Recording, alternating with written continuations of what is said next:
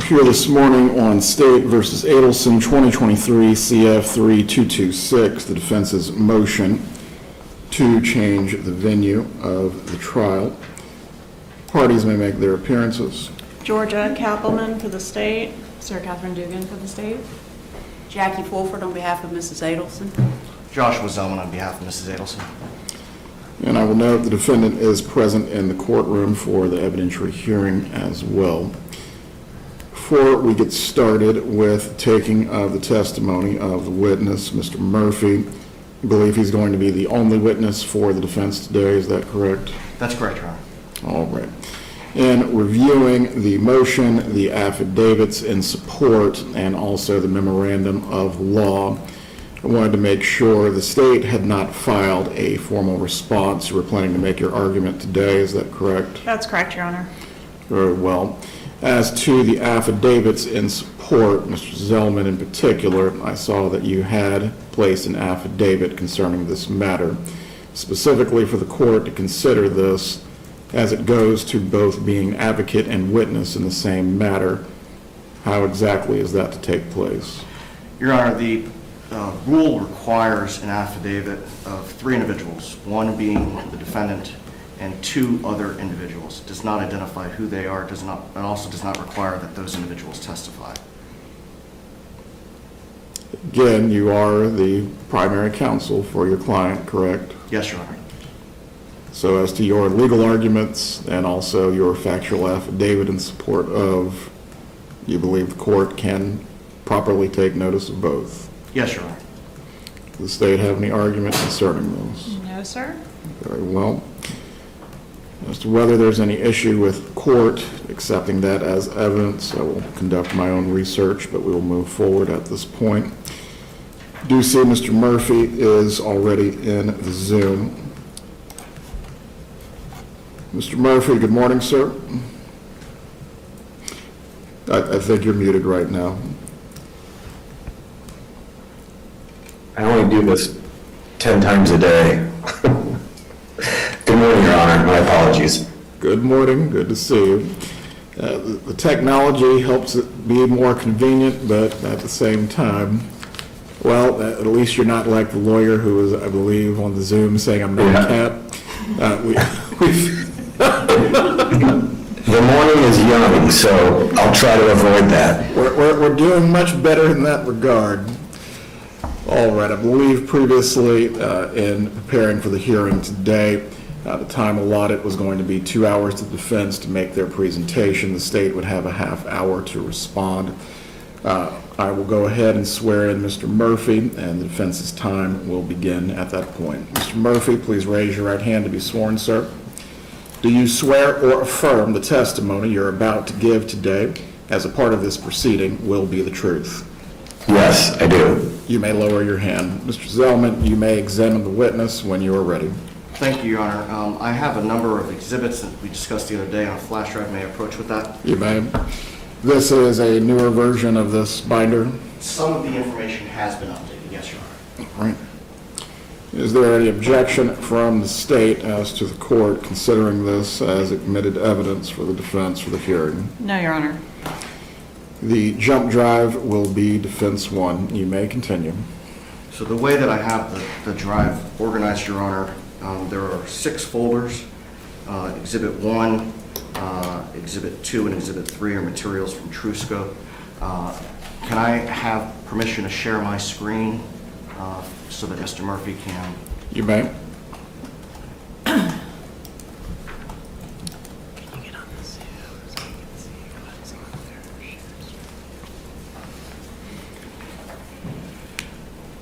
So the Exhibit 1 is TrueScope's raw data that we had previously submitted. Exhibit 2 is the original report from TrueScope, and Exhibit 3 is the updated report that was finalized. We'll be going through those, and just by way of a brief opening, Your Honor, if I may. Go ahead. It goes without saying that the 6th and 14th Amendments to the United States Constitution, as well as Article 1, Sections 9, 16, and 22 of the Florida Constitution, guarantee an accused a fair trial by an impartial jury. With that, Your Honor, I guess you've already sworn Mr. Murphy. Mr. Murphy, can you please introduce yourself to the court? Yes, my full name is James Todd Murphy. I'm president of TrueScope in North America, media intelligence and analysis service. And what is media intelligence and analysis? Media intelligence is the overall term given to our industry that includes media monitoring, media analysis.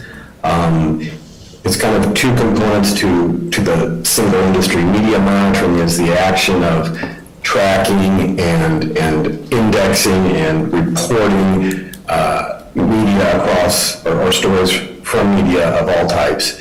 And then media analysis, sometimes called insights, is the analysis of that data, looking at both qualitative and quantitative information, using a framework that is that can repeat valid results.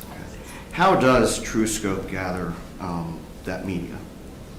We have two primary, or I would say two different methods. One is we use aggregators that pool content. So for like the broadcast data, we have a party that records all designated market areas, or those, maybe simpler to think of those as cities. There's 210 city markets in the United States that are monitored. For example, New York City is number one, and it's based on the size of the market area. So for TV and radio, we aggregate all that, and it comes to us in a feed that has metadata attached, so we know the date, time, station, and then the video is indexed to a timestamp. We do the same thing with radio, podcasts. On the print side, we actually scan much of that, although we do receive feeds from partners of scanned and indexed data. Those generally are sent to us directly from the publishers as PDF images with the text layer behind it. So there's really no break in the chain coming from them for their printed media. We do the same thing with magazines. Social media, it's more of a feed from each social network. Facebook has a feed, Instagram has a feed, LinkedIn, etc. Online news, we use a system where a crawler crawls the web, pulls back anything that has changed, that then gets put into a feed. And these feeds all come into us via an API, which is basically just a conduit for communication. All of that comes into our server or servers that are hosted on Amazon, where that data is then processed into topics and additional supplemental, I call it metadata. Additional data is added to that. Who's named in here? What industries are mentioned? And all of that then is indexed so we can run queries against that and report just specific topics. So if Judge Everett wanted a report each morning, for example, of anybody talking about him, he would get, at whatever specified time, a report of all media, or if there's no media today, he would get a report saying there's no news about you. That's the media monitoring side. The media analysis side then takes all that data that we've captured for a specific topic, and we run some automated systems against that to generate media dashboards, charts, graphs. That's mostly for the quantitative side. Once the quantitative side has been developed, then we apply our methodology for the qualitative analysis. And stop me if I'm going too deep for this question. No, this is perfect. Please continue. Okay, so once we have the quantitative, we create the qualitative frame, using the methodology within our framework for the qualitative data. And that's currently based on the Barcelona principles, Barcelona 3.0 principles, as set out by the Global Measurement trade association called AMEC, A-M-E-C. So we use the AMEC principles to make sure that we're using best practices in evaluating the media that we've monitored. Now, let's talk a little bit about your background and training. Can you tell the court about your background in media intelligence and analysis, please? Without sounding, I guess maybe too folksy, my family has been in the industry since before I was born. My father purchased a press clipping service, as they were called, in the late 50s. I began broadcast monitoring when I was 15. He wanted to add the TV and radio side, so I technically set that up for him. And graduated from college in 1991, began full-time, and then developed additional services like competitive media analysis, qualitative media analysis, and others. You said you graduated from college. What is your degree in? I got a degree in radio, television, and film, and a minor in psychology.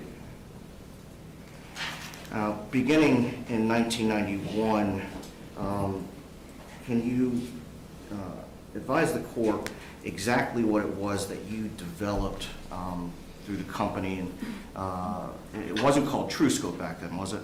No, it was, initially it was called Universal Press Clipping Bureau, founded in 1908. In 1998, I changed the company name to Universal Information Services, and then in January of 2023, I merged the company with a technology firm out of Australia by the name of TrueScope, taking on the name TrueScope in that month. Can you tell the court a little bit about your other qualifications in the field of media intelligence and media analysis? Sure. As you might imagine, a person who is born into it and grows up from a young age in it, I've held all the leadership roles in all of our trade associations, which includes IABM, which was the International Association of Broadcast Monitors, NDS, which was the News Data Services Cooperative, the NACPCS, National, it's a press clipping. It was an early press clipping conference. I can't remember the exact acronym right now, but it was a North American Conference of Press Clipping Services. There we go. My apologies, Your Honor. Let's see, after that, became a member of AMEC to add the measurement side, and have held North American leadership roles there, and currently am president of FEBEC, which is the global trade association over all MMO, the entire media monitoring organization industry, which constitutes both media monitoring and media analysis companies. Now, in addition to that, have you yourself also developed software that is now used in the industry? Yeah, in the 90s, I had two primary developments. One, in 1995, developed the methodology for comparative media analysis, which was transparent, allowed you to see all the data behind the figures and the inferences, and allowed you to compare one entity against another. In the commercial realm, it might be a market, say Chicago, for example, that has a multitude of healthcare systems.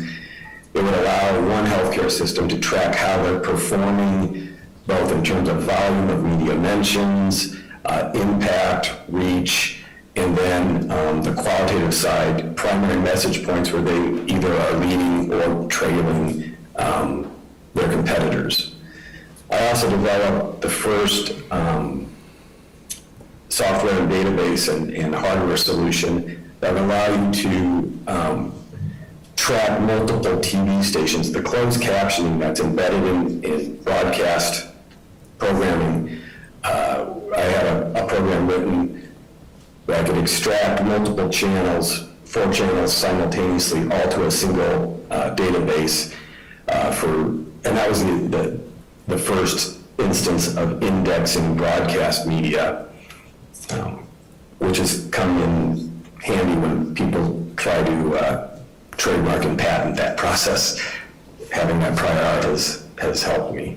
Have you previously testified as an expert in media intelligence and analysis? I have. Approximately how many times?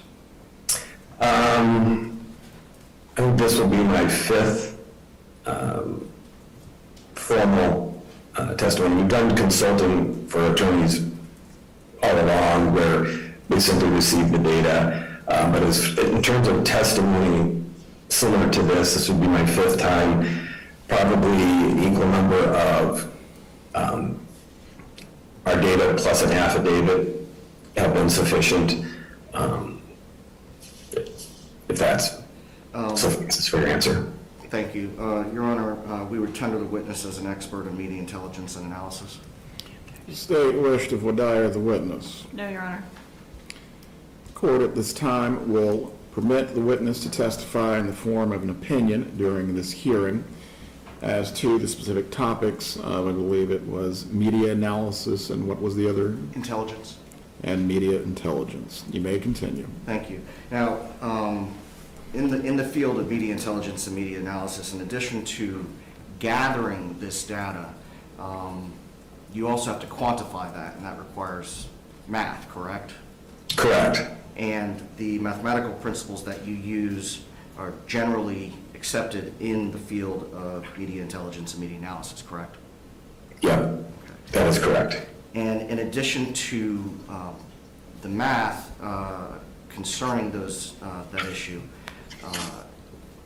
is it also generally accepted in your field to use similar mathematical principles to identify how many times somebody would have to see something in order to form a memory, and there's a standard formula for that we're going to go over, correct? That is correct. Now, on a factual level, how closely have you followed the murder of Dan Markell in the state of Florida versus Donna Adelson? I have not followed it at all. Personally, as a standard operating procedure, I tend to avoid news such as that on the principle that we may have a client that we serve in this capacity. Certainly once engaged by a client to evaluate a specific case, I will call it, I tune out completely and avoid all media related to it. Just on the outside chance, I might see something that subconsciously would influence my opinion. Now, anytime you frame something, for example, you're looking at me right now and you're forming an opinion about how I look, that's the principle I apply. If I were to see a television news story, it's through the lens of a reporter. Even if it's an unbiased story or what we might call a balanced story, it's still framed, and what's in the frame, or what they might call the mise en scène, things in the frame can also influence. So as a person in my capacity, I avoid specifics related to a case we have, if not before. Now, how has TrueScope collected the data in this case? So in this case, all of the data has been gathered through our standard operating procedure, through our aggregate systems, transmitted via API calls into our servers for indexing, processing. The text is never modified. The data that we receive from the media outlet is never modified. It's simply categorized and basically labeled so it can be recalled and have additional information telling us who, what, where, when, why, what time, that type of information. And That Go ahead. No, please. And then that information for a client or a case such as this is analyzed and managed by my media analysis team under the direction of Cheryl Lewis. And the way in which the data was gathered in this case followed the generally accepted methodology in your field? Yes. So one of the things, we have 2 layers of check and balances above each of our departments. Jean Saucier, who oversees, she's my senior vice president, oversees that department. She checks to make sure that progress towards a timeline is being made, but also that each step in the process is followed. Within the media measurement team, they have 2 people, and we have a rule that 2 sets of eyes look at everything. So anytime a spreadsheet is created, the assistant media analysis person on this job would review it, trying to find any errors in the data. And then lastly, which I think you've been a part of, Mr. Zellman, is I review all the data with the team, and I ask for additional things that I want to see. It could be volume of mentions over time or something else. So I don't look at the data prior to the nearly final reports, and then I say, okay, is there something missing in this situation? And ask for them to produce that. Now, in doing so, you talked about a spreadsheet earlier. TrueScope prepared a spreadsheet of the raw data in this case, correct? Yes.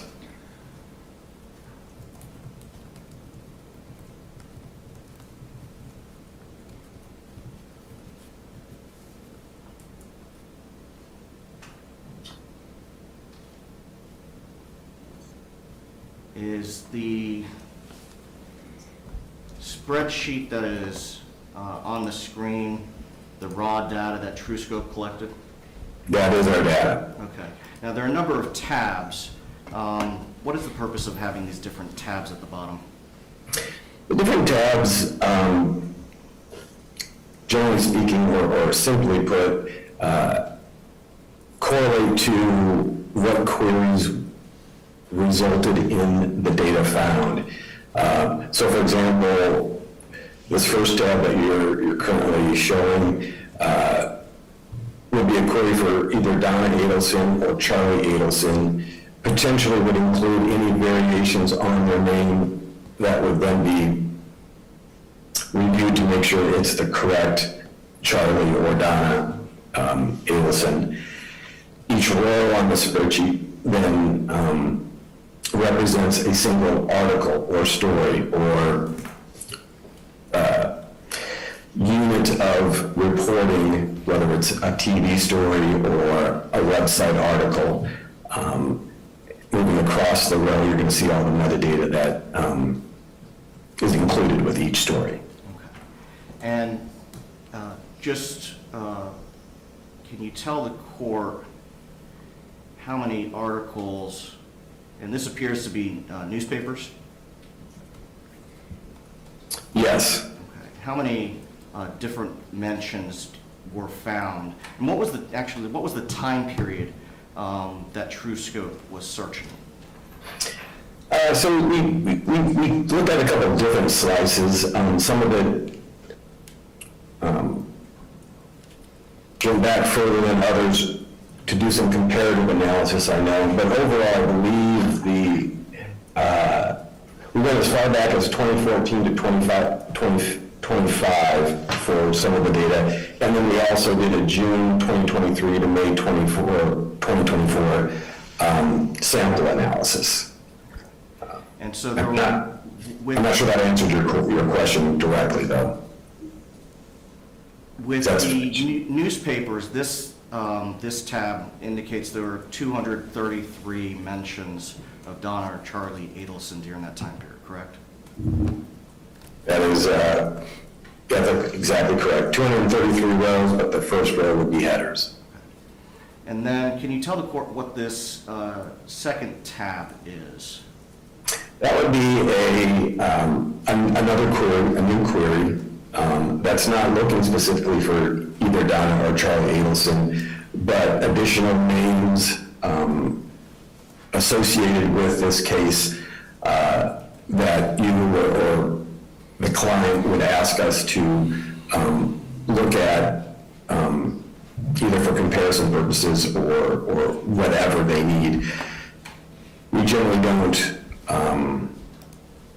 offer legal advice on what you need for your situation, but the advice we give is how we've done this in the past and our expertise in doing it in the past, and we would suggest, are there additional people involved in a subject that should also be queried to see how many stories mentioned them, and in what relation to the overall subject you're most interested in.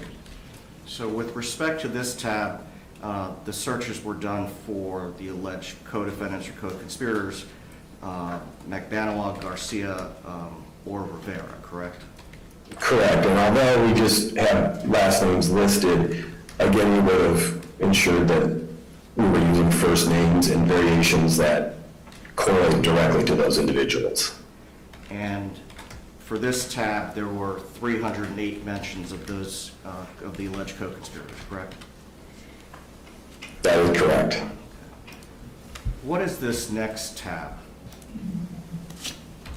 That's going to be more of a, I'd call it a specific media type analysis. So it's a media type within a specific name query. So in this case, we were looking at queries of Dan Markle, or a search term of Dan Markle, in both broadcast and some web content. Okay, now the dates in the first column, the formatting is a little off, but what does that represent? That would be the date. That would be the date of broadcast. So in that first, or what is designated as row 2, that story aired on January 8th, 2014, at 5:34 p.m. Was it January or was it August? Oh, thank you. Because our technology is built in Australia, our dates are day, month, year, as opposed to month, day, year, as is more commonly used in the United States. We provide this service on a global scale, so even I have to remember that. My apologies. Now, in this tab of information, does this include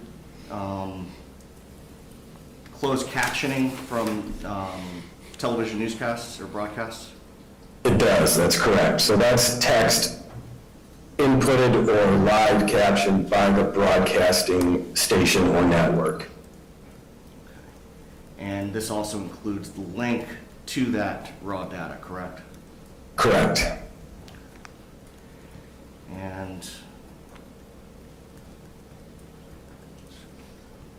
can you tell the court how many mentions there were, how many articles or broadcasts? 2,818.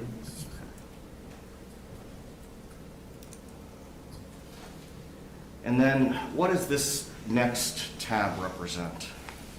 So this is going to be what we call internally the roll-up of the quantitative data related to different views. So in this case, we're looking at cities or potential designated market areas. We include what county they reside in, and then we calculate and the system tabulates the exact amount that each of those cities and or counties, how much the volume of media mentions. So that would be the number of stories or articles or web pages within that geographic area. Column D would indicate the total audience. People may be more familiar with the Nielsen ratings That's where those audience figures come from. Sometimes you'll see them referred to as impressions. That often is a more generic term that can apply to other media types. But in terms of broadcast, that would be the Nielsen audience rating based on their methodology and their standard for establishing how many people had an opportunity to view that story in a specific geographic region. And so, would it be accurate to say that your team looked at the total amount of articles and broadcasts that were identified in the previous tabs and then sorted them based on market area? That is correct. And the total number of broadcasts or articles that were published and TrueScope was able to collect, what was the total for Leon County? 2,371. And then where did you get the total number of adults in Leon County from? That would be from the most recent census numbers from the government. So that's obviously census.gov has that data.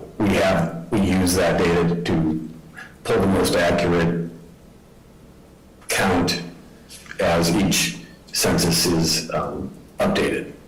And can you explain to the court what an opportunity or to be seen or impressions per person represents? Sure. So whether it's a tabulated audience or unique visitors to a website, each media type has their own type of audience count calculation or impressions. Since the simple math takes the total number of stories and then divides that into the population of an area that we're looking at. So you take column C and column E and you can come up with, including column D, you can come up with a calculation just on basic math where on average, an individual residing in that geographic area would have X number of opportunities to see this specific story, whether it's hurricanes or a story about a hurricane or the subjects within this case. Before you continue, Mr. Zellman, I do have a question on that point. Mr. Murphy, is the opportunity to be seen the same thing as definitive proof of engaging with that particular content? It can't be, engagement can't be measured in what I call the passive mediums.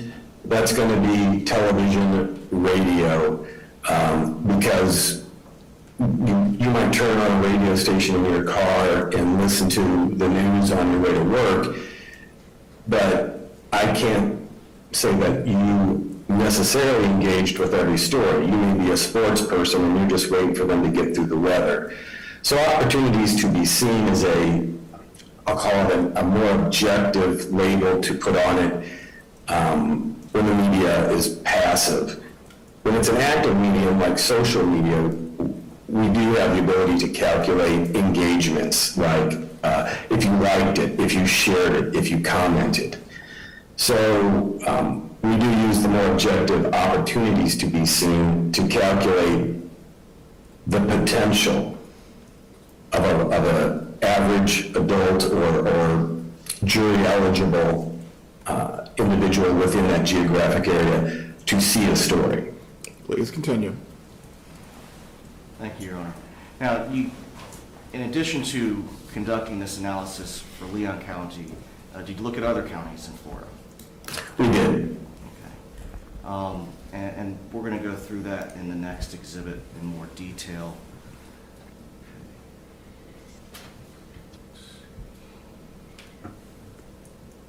I'm now going to pull up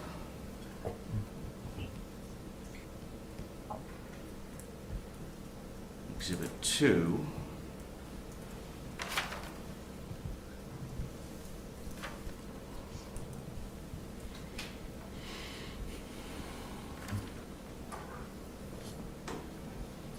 is Exhibit 2 on your screen? It is. Okay. And can you tell the court what this exhibit represents? This is going to be the output.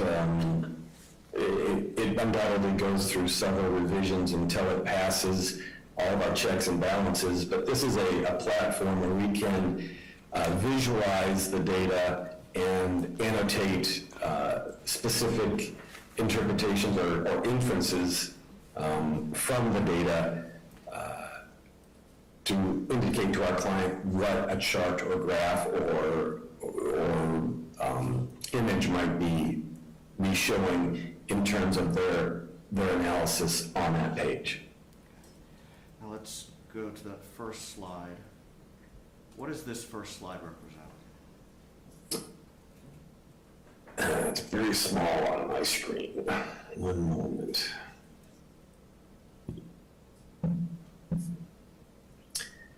So that would be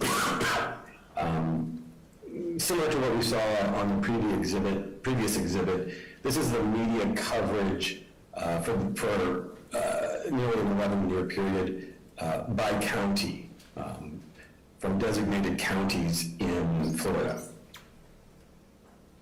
And what counties, so Leon County, this is the 376 opportunities to be seen, or potential impressions that we discussed previously. What other counties did you focus on, and we'll get to that in the next exhibit, but with respect to Miami-Dade County, what were the number of opportunities to be seen for residents, adult jury-eligible residents in Miami-Dade County?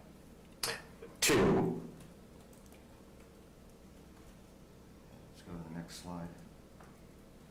What does this represent? That's the volume of media coverage by media type. Excuse me. This is where we simply break down the overall media coverage that we're analyzing for the client to see which media types were most predominant. This often comes into consideration when I'm looking at active versus passive media types. It can also be used to make inferences based on journalistic credibility versus media reporting. Just to elaborate, believe it or not, despite what we often see in political rhetoric, there are journalistic standards that professional journalists try to adhere to when reporting, as opposed to a person who might be creating media, a talk show, more of an opinion-based show, can have some greater latitude than a journalist might take with a story. But in this case, you can see TV news was the predominant, by far the predominant media type, followed by print media, with web and radio trailing behind. Now, what is the purpose of this next slide, slide 4?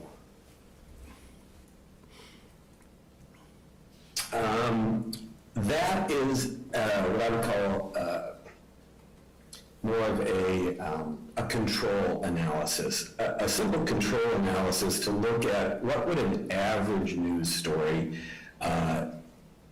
in the same area generate in terms of, say, impressions, or we look at several factors, total volume, how long it takes for that story to decay. Invariably, what it's going to show you is the attention, and the judge previously asked about engagement. There's a certain level of desensitization to the stories that are most common: car crashes, fires, things that we commonly see every day on the news. But we like to often look at what a average or common story statistically looks like compared to the story we're looking at for our client. And so with this car crash story, I'm sorry, let me go back. How many opportunities to be seen or impressions? Hold on, trying to get to the right slide. There we go. Did you calculate for the average story?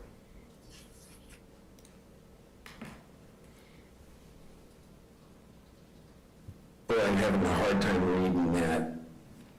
It's going to be the number of stories divided by the population, but I can't quite read what, I don't want to confirm what you're all seeing versus what I'm seeing. Let me see if I can zoom in. No, it's like trying to pass the vision test at the Department of Safety and Motor Vehicle. Your Honor, I failed the vision test. I was just kidding, that's not true. For the record.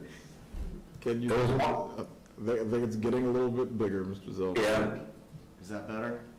yes. Right, so this is going to demonstrate that this average story appeared in the media about the car crash. Let's see, six stories were reported on that topic, generating just over 935,000 opportunities to be seen.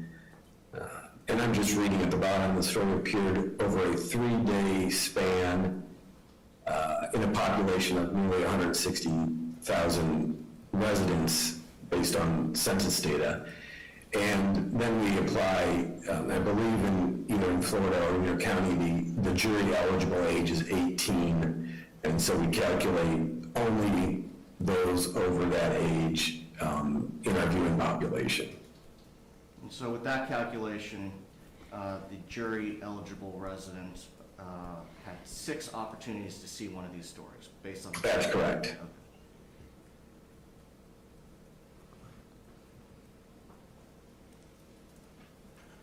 And finally, with this exhibit, hold on, let's see. With this exhibit, what is the total number of juror eligible individuals according to census data in Miami-Dade County? There's over 2 million in Miami-Dade. Versus how many in Leon County?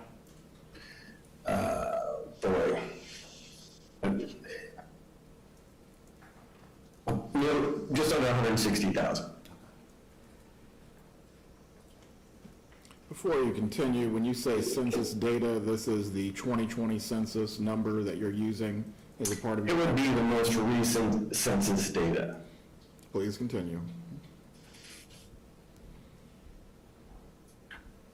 I'm going to pull up Exhibit 3. I'll try to make it bigger for you.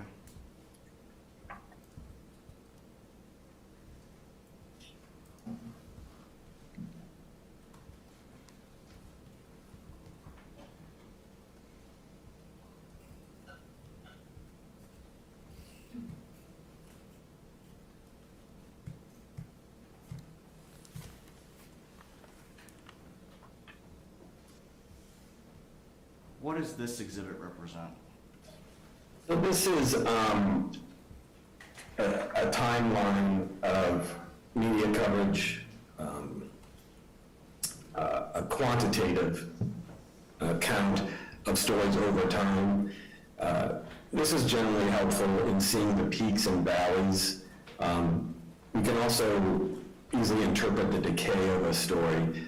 So moving from left to right, in 2014, you see there's an additional starting point of the data, which then decays over the year to a low in 2015, and then spikes again during the year of 2016. Oftentimes you can correlate those spikes to activity around the subject. In a case like this, it can be arrests allegations, people being named, court hearings, but the spikes almost invariably will always indicate some activity around a specific topic. And then on the right side, you can see between the years of 2021 and 2025, a more rounded, but increasing volume of media coverage on this topic, which would indicate there are more things happening, more things happening of interest to the media, and a slower decay where follow-up stories are occurring during that date range. What does this next slide represent?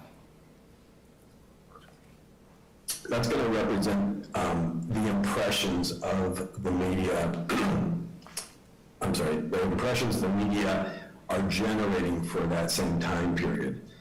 The scales are going to be different, so the peaks are still there, and so you can see the 2016 and the 2019 peaks, and then you also see that kind of 2021 things start moving up, and then that more rounded curve from the prior slide, you can see how it's represented by the impressions of the media covering that subject. How many people it's potentially reaching. Okay, and according to the analysis that TrueScope has conducted, can you tell the court what 2025 is 2025 projected to be higher or lower than 2024? Yes. Impressions from media coverage for 2025 are on track at this point to surpass 2024.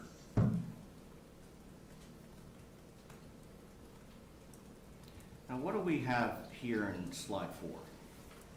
So this would be another control comparison, impressions of volume of coverage to another recent change of venue hearing or case based on what data is currently publicly available.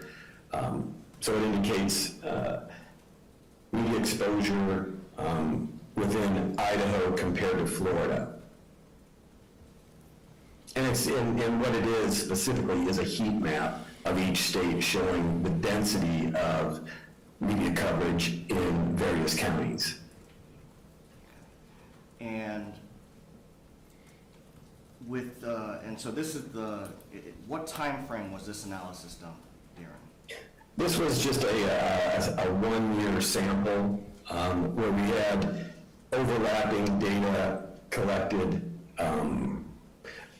Since we also did this work, this is overlapping data using the same methodology and framework from a case in Idaho, where we also had the same type of overlapping data from the Florida case. What is represented in this slide?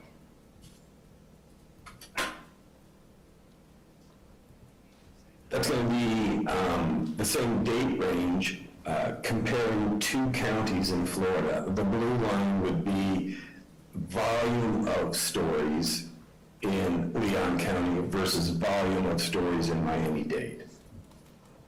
And how many, what was the volume of story? And again, it's that same one-year time frame, June of 23 to May of 24. What's the volume of stories in Leon County? 283. And what was the volume of stories in Miami-Dade County? It was about exactly 60 less, 223. What does this next slide represent? It's going to be similar date range in county comparison, but showing the impressions, the total tally of audience. And it's showing that in blue, Leon County had more impressions within that geographic area versus the number of impressions in the Miami-Dade geographic area.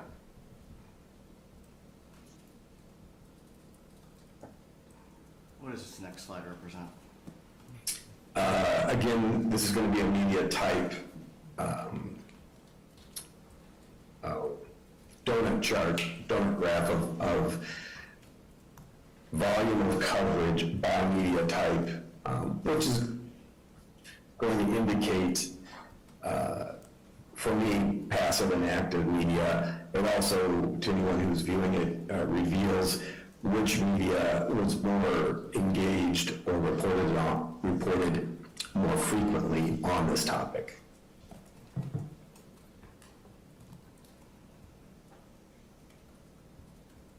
want to go back. Let's see.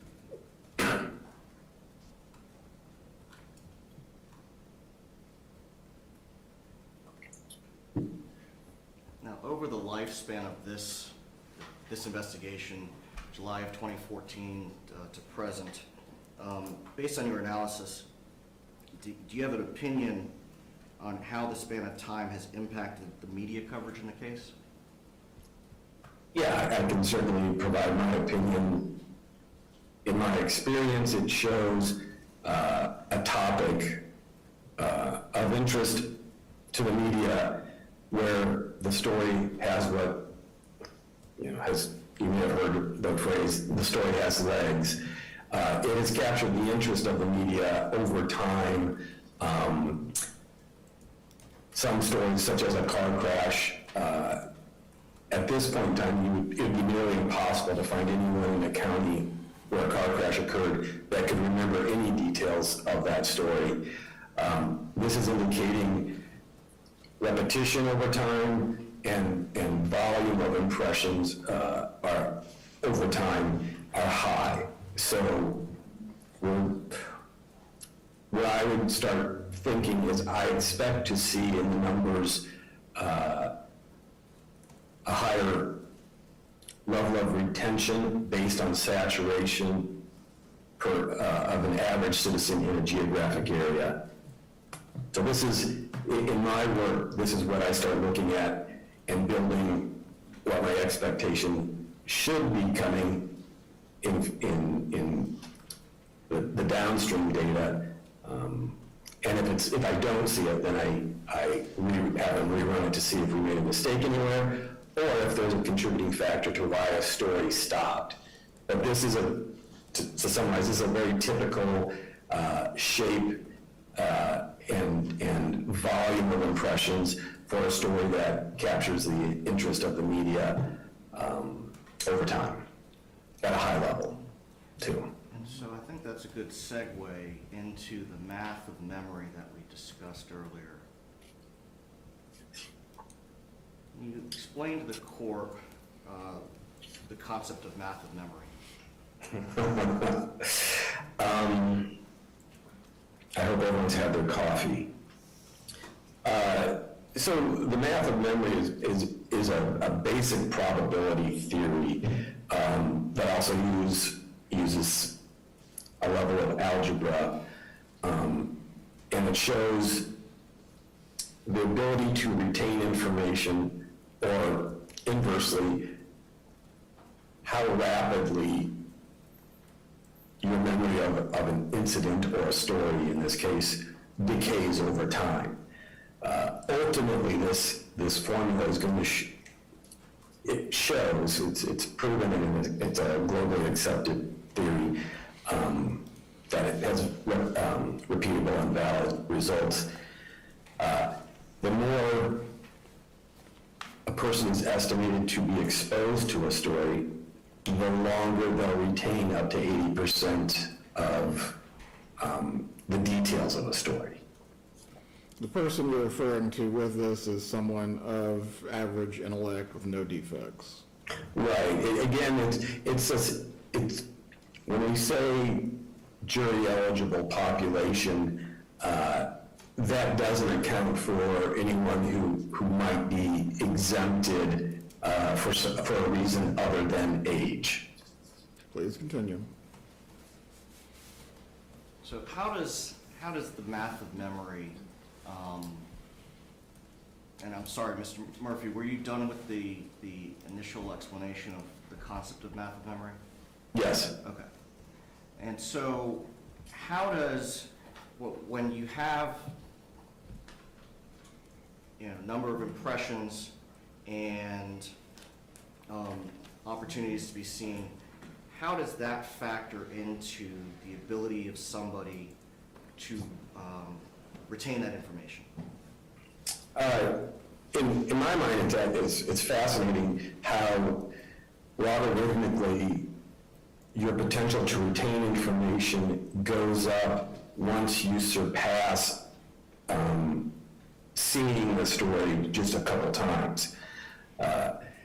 So what we do is we apply the number of, so we take the total number of media mentions or articles or stories, the coverage, divided into the jury eligible pool to derive the total number of opportunities for this story to be seen by a jury eligible person in that county. Then we can put that number into this formula and estimate, statistically I might say, I need to preface that with statistically, how long the average person of average intellect could retain up to 80% of detail on a story. How many, in terms of years. Okay, and based on training experience, and when somebody has 376 opportunities to see an article or broadcast or podcast, how long do they retain that information? If it's 336 exposures, I can't even estimate. I'd have to run the math again. And I can tell you, for example, if a person's exposed once, that retention to interpret the story would be 3.3 minutes. And I've provided, I think you have that chart up as I provided it. You can see how it extends once you get up above 10. Statistically, it exceeds the lifetime of a human. So, breaking this down, with the opportunities to be seen that we have in this case, for an individual jury eligible of average intellect, they're going to be able to retain that information for their entire life. Yes.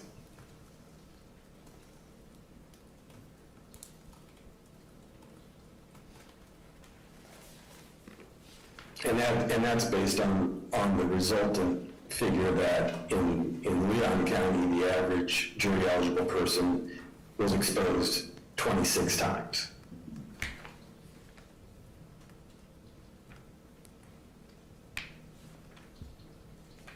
Just a moment, Your Honor. Go ahead.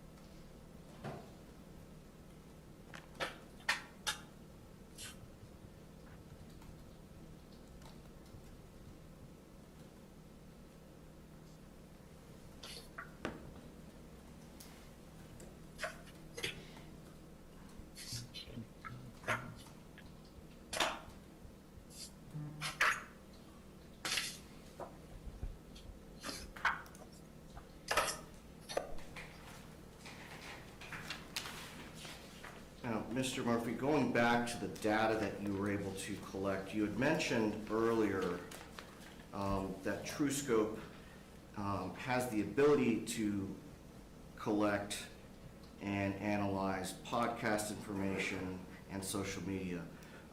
Were you able to do that in this case? To my knowledge, no. We were not able to include podcasts specifically in this analysis. And why? And can you tell the court why that is? There's two functional reasons. One, having access to the podcasts and retaining that data, we need to have a client engaged. If we don't have a client engaged, we're generally, well, let me start over. When we engage a client, we're tracking and going forward in most cases. With some media types, we retain that content and we can do back searching. In the case of podcasts, it's a newer medium. We don't have the ability to do back searching into the same time frame with podcasts. So I believe that was at least one reason why we excluded it from the data. And what about social media? Were you able to include looking backwards at social media? Similar situation. Social media requires that we register topics, and that's an internal phrase where we, in a sense, put the topic into the social network of, let's say, Instagram, for example, so that it can return results related to that topic through the API that connects us. Since we didn't have the engagement with your law firm in 2011, none of that had been registered, so we statistically excluded that media type. One reason. That would be my primary reason. Just a moment, Your Honor.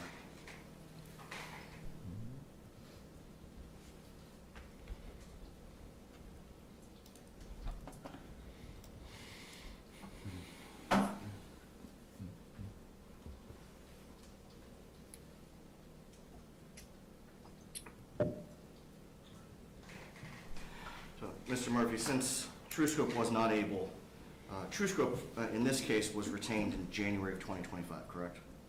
Correct. And so what you're saying about the social media and podcasts is because you weren't retained, you weren't able to go back in time to collect the data from social media and podcasts. That is correct. Go ahead. I'm sorry. If you had been able to obtain that information, do you have, are you able to offer an opinion as to how that would have impacted your conclusions about total number of potential impressions, or as the court was asking earlier about active engagement? Yeah, so there's a couple specific, I would say, factual opinions I can share. One, neither of those media types are able to be geographically pinned down. A podcast can occur anywhere, but be specific to another region. So it makes assigning it to a geographic region nearly impossible in most cases. So that's one reason. And I apologize. Can you repeat the question, because I got too deep into my first answer. So I was asking how, if you could offer any conclusions as to how, if you'd been able to obtain that information, how it would factor into your ultimate conclusions. So the geographic issue is one. What it would have done is it would have simply increased the volume across the board. It would have been treated more like national media exposure. And let's just use a simple number of 100, let's say. If there were 100 podcasts, it has equal potential to be seen in any of these counties or heard, as the case may be. And social media is the same way. It would have an equal opportunity to be seen in any county, not in Florida, but globally. So statistically, it would simply increase the values across the board by the same number. You would apply an N factor to it, and it wouldn't change the charting of impact or opportunities to be seen. It would increase the opportunities to be seen in each county, but by an equal amount, so the outcome wouldn't change, if that makes sense. And I can rephrase that if it was confusing. I understood what you meant. I don't know if the judge would like a different explanation. Make it as simple as possible. Can you? The water would rise equally in every county, and so it would provide no one an additional bump or decrease over another. It would just be a wash. So in other words, if you had been able to factor in the data from podcasts and social media, the numbers, whatever that number is, would have applied equally for Leon County and Miami-Dade County. Right, it wouldn't change the outcome of the analysis. It would simply increase the numbers for all of them equally. Nothing further, Your Honor. Cross-examination? Does that microphone work? I think so, Judge. I can hear him. Go ahead. Mr. Murphy, can you explain your fee schedule associated with your work on this case? I would have to check with my accounting. Our CFO would have that detail. We generally, I can speak generally to our fee schedule. There's a monthly subscription cost for us to monitor the data. And then in addition to that, if a client takes the opportunity to have us analyze their data, there's an additional fee for media analysis. So in this case, there would be two components, the media monitoring and the media analysis. And then on top of that, if myself or one of our team members is asked to provide testimony like this, there's an additional fee for my time or Cheryl's time. Okay, can you give us a ballpark for what the cost would be for work that what you've done so far on this case? Sure, a normal subscription to a monthly subscription of this type, and if I'm charging the client more, I hope that's not the case, but it generally runs around $1,500 a month for media monitoring. Analysis can often add another $1,000 or $1,500 a month to that cost. And then my fee, if I'm in person on site, it includes travel expenses, and then if it's just a one-day engagement, $10,000. If it's a virtual situation like this, my fee is $4,000. Okay. Do you know how many potential jurors have actually viewed content related to this case? No one can know that number for certain. So I think what we're looking at is possibility. Your question revolves around possibility versus probability. We're working with probability and statistics. When you want to say, I'm sorry, I answered your question. I won't go further until you ask me. So the answer is no, we don't know how many potential jurors have actually viewed. We're basing it on averages and probabilities. Correct. Okay, and so is there a way that we could find out if an individual potential juror had viewed content related to this case? I believe that's part of what would be done in the jury selection. And could we also ask the juror, how long did you view the item? How much of it did you retain? Questions like that could be asked at jury selection, is that right? Yeah, any questions could be asked. Then we get into the psychology, the behavioral psychology side from my perspective. What's the probability? And in my case, I'll only be speaking to probability because space junk could fall on the courthouse and change everything. So I don't deal in possibilities, but the probability is what we presented in the numbers. I'll leave it at that. Okay. Do you have any data or probabilities about what percentage of potential jurors have formed a fixed or definite opinion about the guilt or innocence of this defendant? That's a complex question, which I would not have. In your affidavit that you provided to the court in this case, 3 prior hearings were cited. I know you said 4 previous hearings you've testified in, I think. Is that right? Including this one. Okay. So 3 prior, and how many of those hearings was the change of venue granted? In the 2 earliest ones, those, I believe, one was moved from Sarpy County to Douglas County. That was in the 90s, I believe. I don't believe, I think so, different circumstances impacted, I'll call it the boyfriend-girlfriend murder. I think, I believe a deal, the evidence was overwhelming and a deal was made before it went to trial or something. So I'd have to look back on that. In the most recent case, which is just about 10 months ago, that was, that venue was changed. So in the Catenacci murder cited in paragraph 14 of the defendant's motion, that case resulted in a plea, right? That's my recollection. I don't have that information in front of me at this Right. point. So that venue motion was not ruled upon because the case resolved. Does that sound right? That's my recollection. Okay, and in Nebraska v. Christopher Edwards cited in paragraph 15 of the defendant's motion, that motion for venue change was actually denied. Isn't that correct? That is correct. Okay, and so we're just dealing with the Idaho case. Is that the case that we're probably all familiar with, where 4 college students were slain back in 2022, I think?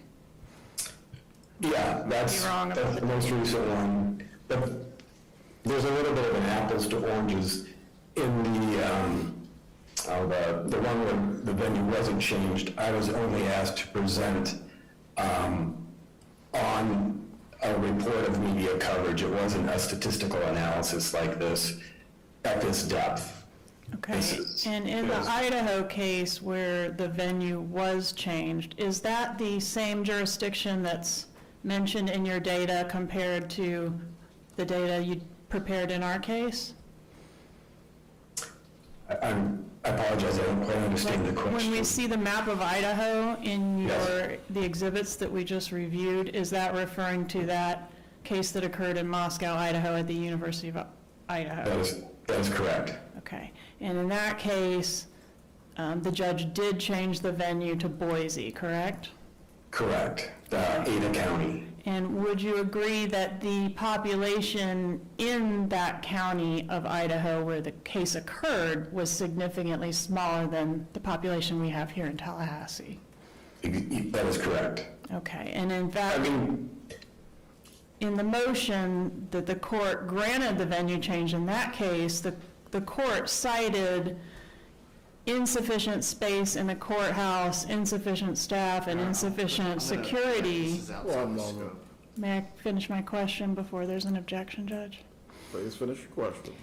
In that case, isn't it true that the judge, in granting the motion for the venue change, cited insufficient space in the courthouse, insufficient staff, and insufficient security, AKA deputies, to accommodate the trial of that case? What is your objection? Outside the scope. It's in I his believe part of his affidavit, testimony Judge. has been concerning his work in Idaho, is it not? Yes, Your Honor, but we did not get into whether or not the venue motion in that case had been granted or the reasons for that in his testimony or in his affidavit. As to the subject matter, I will permit the question. If you are capable of answering the question, Mr. Murphy, please do so if you have knowledge. I can only answer to the portion I have knowledge on, and I believe it was cited that the testimony of the media exposure was also a contributing factor, but I'm not an attorney. Yeah, I think you're right about that. My question is, there were other factors in play. You may know that or you may not. Are you aware of that? It's outside of my purview and role in this case. That's not my question. My question is, do you know that that was in the order or not? I will say no. Okay. And we have had related cases related to this case tried here in Tallahassee. Are you aware of that? I would assume you've tried cases in Tallahassee. But co-defendants related to this case that we're here about have been tried here in Tallahassee. Are you aware of that? I am. Okay, thank you. In the spreadsheet, this was one, I think it was in Exhibit 1, Tab 1, where Donna Adelson and Charlie Adelson appearances in the media are lumped together. Are you familiar with what I'm referencing? Is it the spreadsheet? Yes. Yeah. Why were Donna Adelson and Charlie Adelson lumped together for purposes of that presentation? I would have to speak with the client and the media monitoring team to see why that query was built that way. That would be my answer. Were the numbers ever run for Donna Adelson alone? I'm sure they were. In the course of testing queries, we run them many different ways. Ultimately, we arrive at a query that best captures the media exposure specific to what the parameters are around the case our client has asked us to be engaged on. Okay, so I think that kind of gets to my next question. Who made the decision to lump Charlie in with Donna in the data included on Defense Exhibit 1? I would say, I don't know. It would be a collaborative discussion between the client and our analysis team and our search strategist. Okay, but ultimately, if you have data for Donna alone and data for Charlie and Donna together, who's going to decide what shows up in Defense Exhibit 1? You or the client? It's going to be a combination. We would probably offer a recommendation, since in these cases, either name is probably not in the news for another issue, and we often will search to see if, I'll say, John Smith, if he's involved with the case as a alleged conspirator or whatever, also has a car dealership that frequently advertises that mentions his name. We'll check to see if there's other contributing stories. If there's not, then we'll make a determination that if it would be statistically impossible to mention Donna Adelson without mentioning Charlie Adelson, we'll run the names together because the query is functionally one subject. Now, if either party in that query starts to exhibit a volume of content on their own and not in relation to the other party, we would separate that and at least counsel our client that we should run this separately. Okay, so are you able to tell the court how many of those articles that represent Donna and Charlie together, in how many of those does Charlie's name only appear in without Donna? So I'm not really after, I asked the question incorrectly, let me start over. I asked how many for Donna alone, but what I'm really interested in is how many does Donna's name appear in, period? That would be done with you could do a simple search in the spreadsheet and search not for a name, Charlie, or only for Donna. and see how many of those 2,000 plus stories only mention one name. Is that something you could do for us right now, or that's something that takes time and analysis to perform? It would take, I wouldn't want to do it live on TV. I want to make sure we followed our methodology and protocol and had two sets of eyes check it. All right, so you don't have that data to provide to us right now as far as how many does Donna's name appear in? The data's there, we would just have to, or someone on your side or another could sort it. Okay. When you're talking about opportunities to see a particular article or content, does that presume that all Leon residents actually have the same likelihood of seeing the content?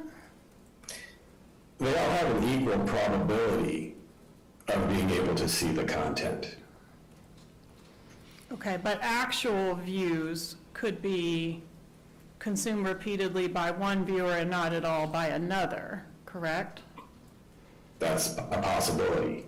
All right, so if you're saying I had 376 opportunities to see this content, it's possible that I, as an individual, could have actually not seen any of it. That is a possibility. And it's 376 total opportunities over how many years? I believe about 11. Okay. And so I think in your math of memory, we can agree that the passage of time in general does not serve our memory well. Can we agree with that? That is true. Okay. So I would need to ask a particular juror, how long ago did you see the content and how much do you remember from the content to really know what that juror remembers, right? To know what an individual knows or can reveal, that would be correct. How many opportunities does the average person, adult, have in an average day to have an impression from any content? And I guess I'm thinking of, waking up, picking up my phone, scrolling this morning, turning on the news, riding to work, listening to a streaming service on the way to work. I've already been bombarded with a bunch of opportunities, haven't I? Just today. I would need to know where you live. Okay, but in general, let's just take the folks in this room that are sitting in here now. Like, we've already had a lot of opportunities to observe content. Would you agree? I would think so. I don't know you, so I don't know what your propensity to consume news is. But you deal in averages, and you're telling us what the average adult has the opportunity to consume based on that data. Right. So I think if you look at the control story for a car crash, that would give you your answer. I think it was 6 opportunities to be seen, or 4, something like that. Right, but we're bombarded with this stuff all day, every day, is my point. I don't see relevance to the question for me. Okay. All right, so can we agree that actual memories of an individual vary?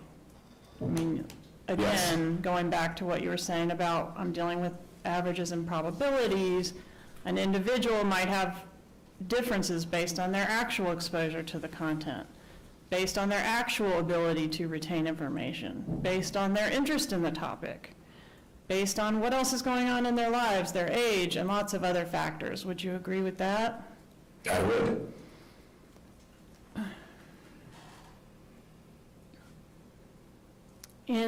You said the average person, the average Leon juror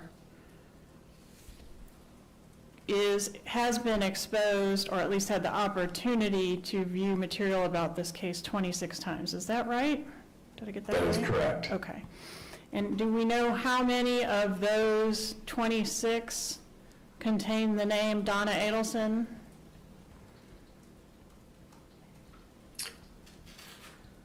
All 26 stories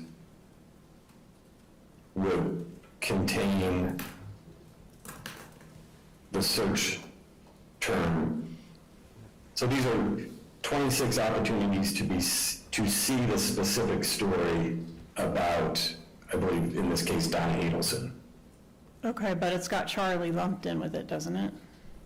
Right, Okay. yes. And based on those 26 opportunities, you talked about the math of memory and how after a certain number of exposures, a person is likely to retain some of that information up to the rest of their life. Are you able to tell us what information is likely to be retained by a juror who's had these 26 exposures? Yeah, it's the test on the model is can recall 80% of the details. Okay. And so would it surprise you to learn that previously when we've asked jurors about this case, we get about a third that don't know anything, a third that know the headlines, and a third that have more detailed information? Does that comport with your work, or does that seem inconsistent with your work? I'm unfamiliar with your procedure for selecting a jury. Okay, but based on your analysis, does that sound about right, that that's what we would expect, or would you expect something different? I can't, it's outside of my area of expertise. Jury selection, I don't do. But you're saying they would retain 80% of the information if they had been exposed 26 times. Is that what you're saying? Yeah, I'm saying the probability of an average person in your county, I believe you're in Leon County, that would be the probability of an average person of jury selection age.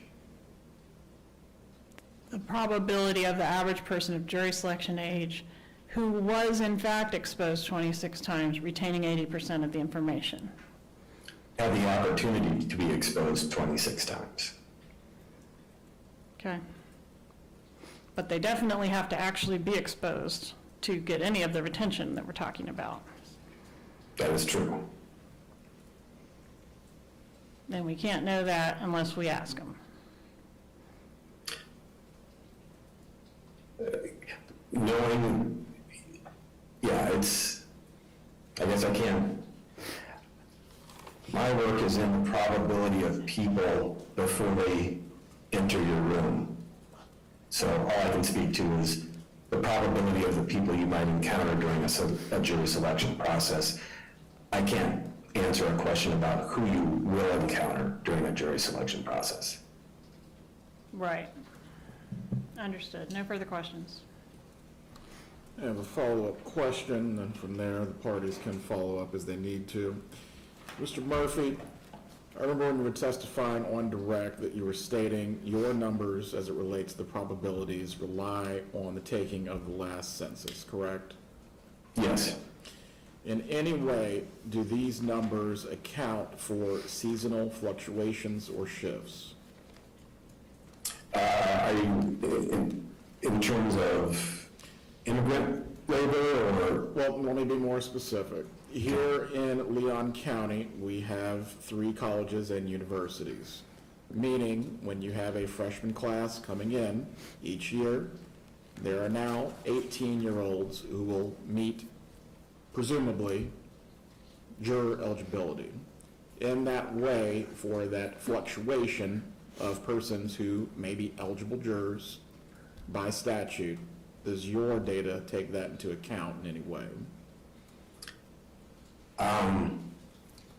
I can't answer that without asking a question related to your fluctuating population. If you would like me to ask that question, I can, Your Honor. You can ask, I'm not sure if I can give you much more, but go ahead. So, in the case of students, I have 2 children who've gone through college. Do they need to be registered voters? I don't know what the statute says. They would have to have a driver's license that has a residency for this county. That would be at least the initial pull for coming into the juror pool. So we would have to look at, let's say you have 20,000 students that fluctuate at the university level. How many of those have a Florida license and a valid Florida license, and how many do not? You can probably get that statistic directly from the university of how many outstate students attend each year. Very well. And would this impact what your numbers and analysis are?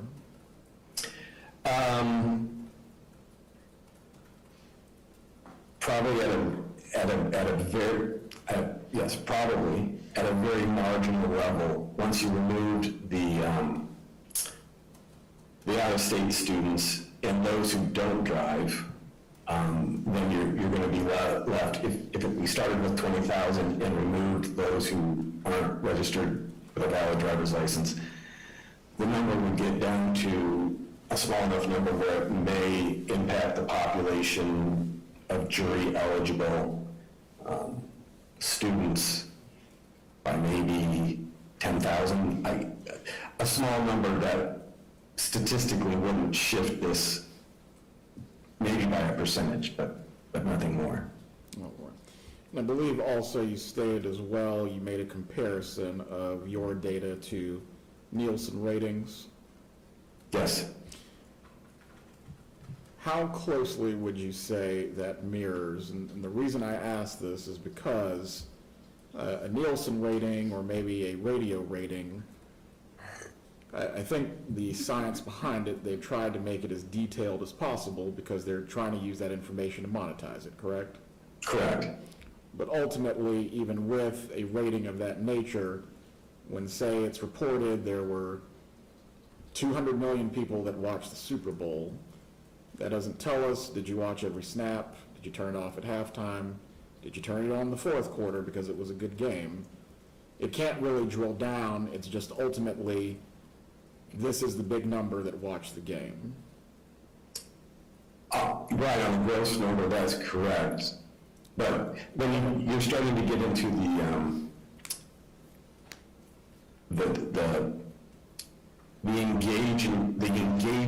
engagement level of the activity or the action within the media. So statistically, you can measure that people are more probable to watch a tight Super Bowl game that goes into overtime. The eyeballs on that overtime are going to be higher than maybe the middle of the third quarter. So you can show some statistics around topics or activity within the content, and that's what you would see in the numbers presented as evidence of a car crash versus, say, a murder.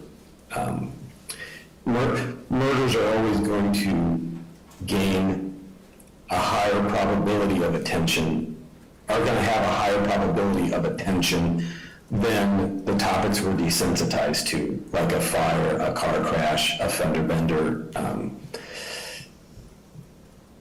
a robbery, things that we see and hear every day and don't engage with because psychological behavior, we desensitize ourselves to those topics. Very well. Any follow-ups by the state to the court's questions? No, Your Honor. Mr. Zellman, you may redirect us to all topics, including the court's questions. Thank you, Your Honor.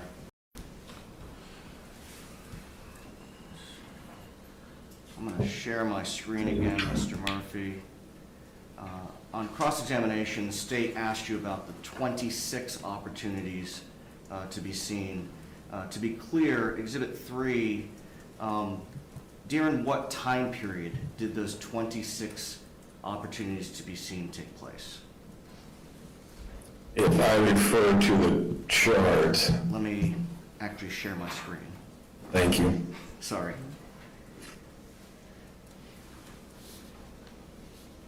So this is what the slide that you're showing now is the 1 year sample for comparison. And so with the full set of data,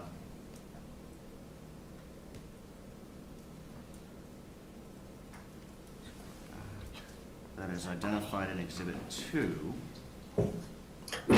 Excuse me.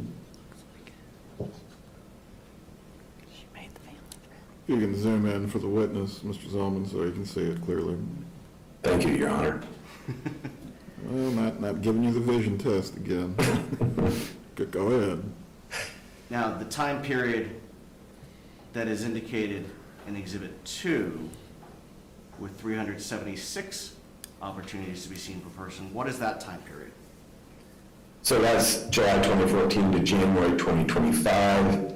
That would constitute what we know as the first story, The first story we sometimes either call the alpha clip, the alpha story, or the breaking news story. It should constitute that through the cutoff date in January of 2025. In order to do an analysis, we have to have a specific starting and a specific end. So during that roughly 10 and a half year period, there were 376 opportunities to be seen In Leon County, in Leon County. And then per person. And since then, since January, that number has remained constant, or has it increased? If there's been any media coverage, which we know there has been, then that number has gone up. But since we aren't presenting that in the analysis, I won't speak to how much. But I stated earlier, we are on track to exceed 2024 total opportunities to be seen based on media coverage and impressions. Let me go back to that exhibit. And when I say we, I'm referring to the media monitoring side of TrueScope.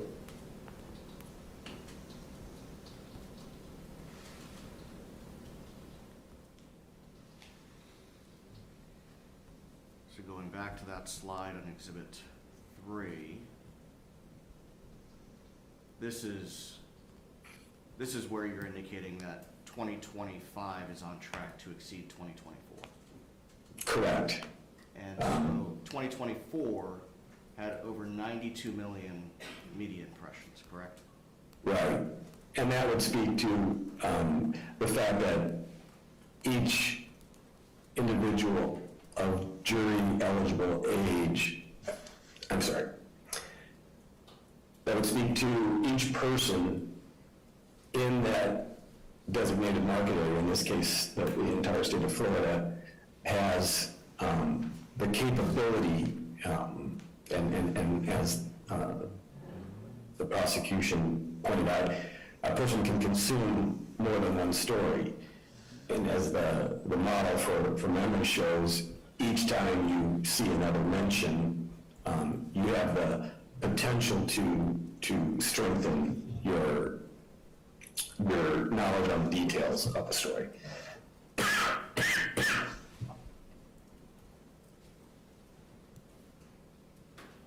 And slide 2 of Exhibit 3, you indicated in your direct testimony that this represented, there were some peaks and valleys when the volume of coverage was greater or lesser. So if I were to tell you that the initial arrest took place in 2016, would that correlate with the data where there was a significant increase in the number of stories? Yeah, we would look through that number to make sure that you were correct, but that fact that you state is, or would be indicated by that peak. Okay. And the same, in 2019 was the initial trial, would that also correlate with the peak in the data that's identified in Exhibit slide? Yes, Exhibit. anytime there's an element to a long-running topic in the media of significance, you'll see a peak like that. And so is it fair to say that the length of time, or when key events happen such as trials, the media coverage increases? Yes. And that's a simple function of the media. They want eyeballs, and they know what stories have interest to the community they serve, or may not have an interest to the community they serve. Just a moment, Your Honor. Go ahead.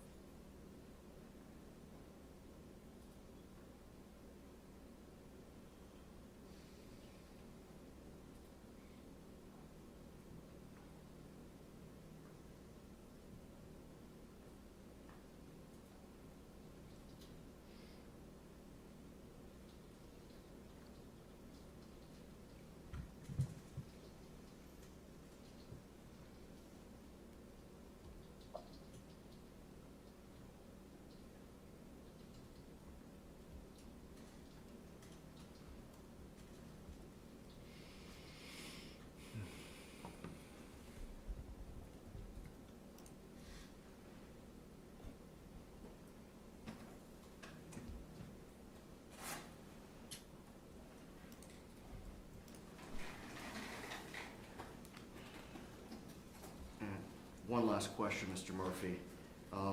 Based on the analysis of the data that was collected in this case, is it fair to say that the overwhelming number of publications and broadcasts took place or were presented in Leon County? Could you say that one more time, please? Sure, sorry.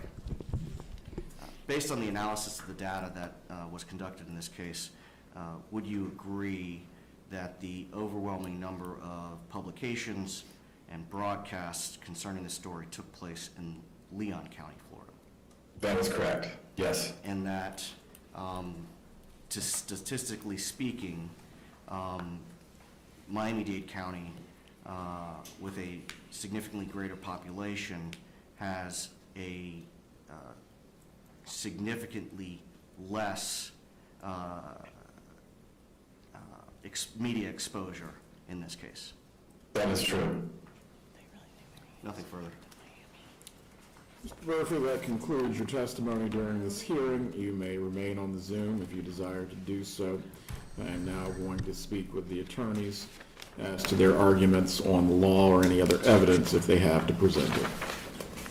Thank you, Your Honor. Is it standard operating procedure that I would remain, or do people normally exit? You can exit or you can stay. It is up to you, but you are free to go. Okay. If I'm needed further, please let me know. I'll call you. Thank you, Your Honor. Mr. Zellman, any other witnesses or evidence that you wish to present? Your Honor, can we have a 5-minute recess, please? That's fine. I will stop the clock during the recess. Well, thank you. 5-minute break. We'll go to about 10:50. Thank you very much, Your Honor.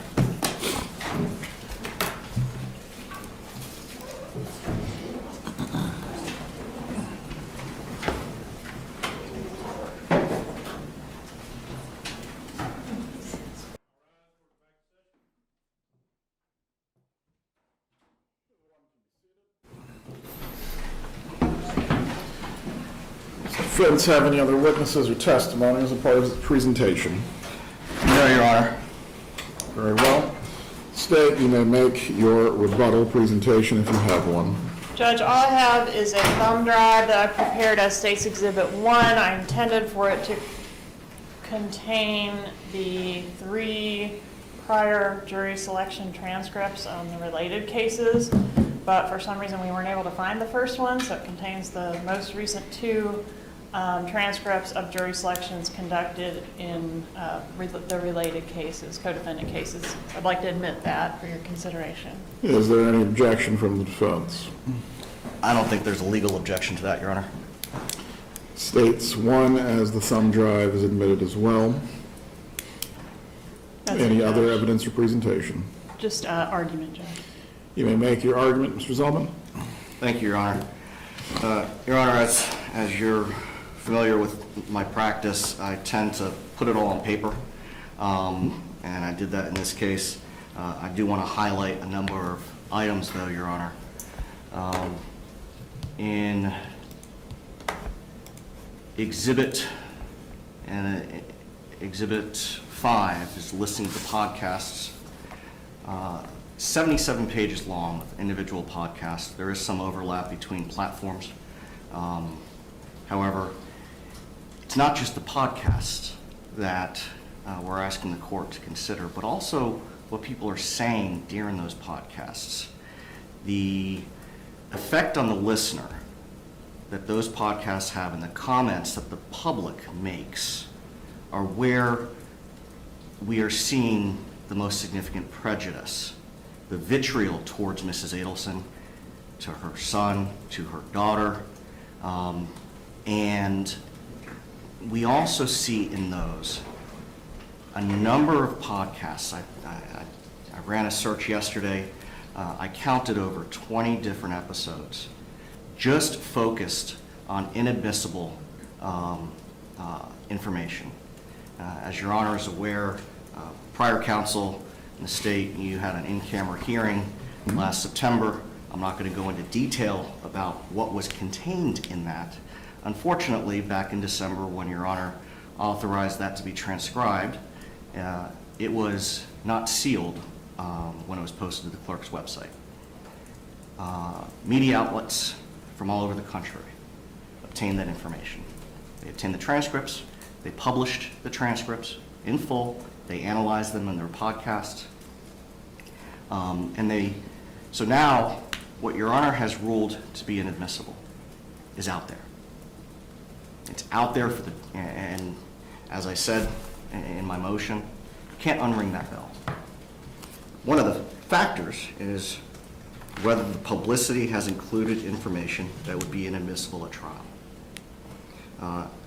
In addition to that inadmissible information, we still don't yet know which audio recordings the state intends to seek to admit in the trial. However, there are audio recordings that we submit would not be admissible against Mrs. Adelson.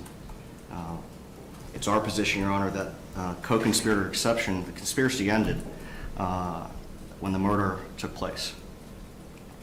Conspiracy did not continue to extend beyond that. As a result, any of the statements that were made in 2016 on the wire by other individuals, other than Mrs. Adelson, are not included under the co-conspirator exception. And those would be... We would have to, I think, handle this through a separate motion in limine or argument as to that hearing, but as to the completion of the murder being one part of it, yes. As the conspiracy being ongoing for the conspirators never to reveal what their role is, does that ever end, Mr. Zellman? I'm sorry, what was the last part?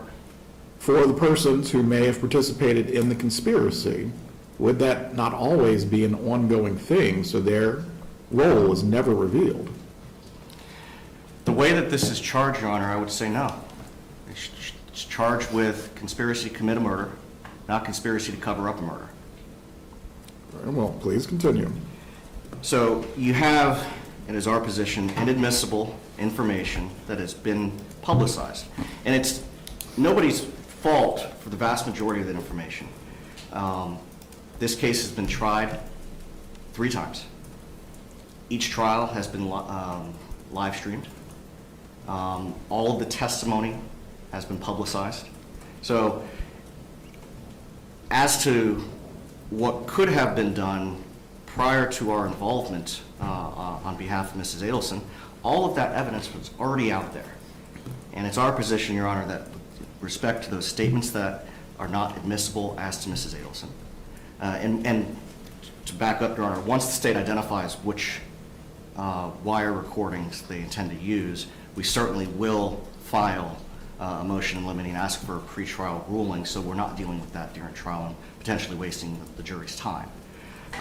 But we can't do that just yet, because we have to wait for them to identify the calls.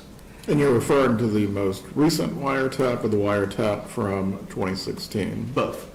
Very well. Another factor that Manning tells us to consider is the timing. I'm sorry, Preston Oates tell us the timing of publicity relative to the incident and the trial. So historically, courts have said, okay, well, we're going to continue this trial a year, 18 months, 2 years, so that the original publicity has died down and that won't factor into potential jurors' minds. That's not something that exists in this case. As exhibit,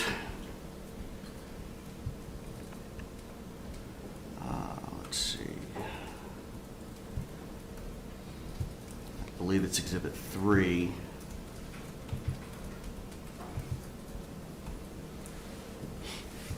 Indicates the publicity that has taken place in this case has not died down.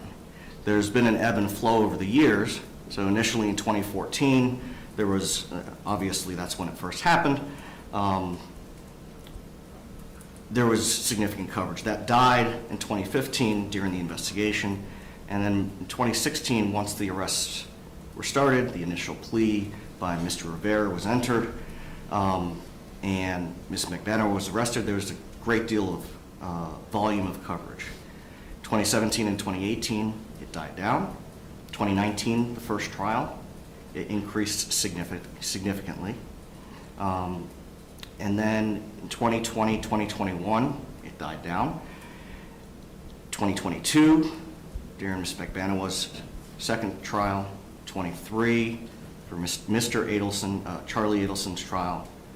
2024, 2025, all of those increased. And as Mr. Murphy indicated in his testimony and in Exhibit 3, specifically slide number 3 of that exhibit, the media coverage in 2025 is on track to suppress last year's totals. Last year's media impressions exceeded 92 million.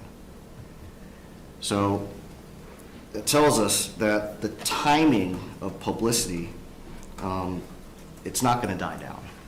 It's going to continue to circle. I mean, we're sitting here, we have reporters typing behind us. This hearing is probably being broadcast live. And so that weighs in favor of granting the motion.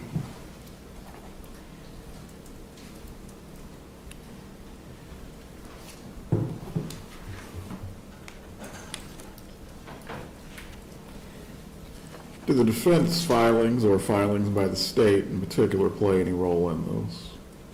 I'm sorry? Do the defense filings or filings by the state with the pleadings play any role in those? I don't know that I can answer that. It's one of the reasons I think that we had filed the materials in support of this motion under seal, so that the information was not highlighted again for the media. We obviously, court records are public with limited exceptions. So I don't know how that factors into it. Very well. You may continue.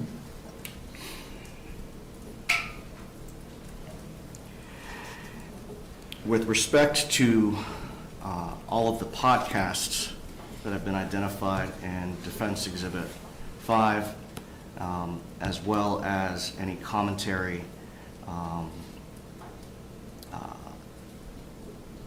that is contained within those podcasts that members of the public are able to provide their own insight on. Your Honor, reviewing that information, becomes clear that the community's hostility towards the defendant is overwhelming. The sentiment from all of those podcasts, not necessarily the hosts of those podcasts, but for a vast majority of them, yes, for the hosts, but for the people who comment on those podcasts, the vast majority of it exhibits hostility towards the defendant. And in almost every single one of them where you have the talking heads offering their opinions, the vast majority of them offer their opinions about Mrs. Adelson's guilt or innocence and are publicizing it, and the vast majority are saying that she is guilty, and they are skewing the reporting in a way to support their theories. All of that's in evidence, Your Honor. I'm asking the court to consider that in reviewing the factors that the court is supposed to consider. And I want to highlight, Your Honor,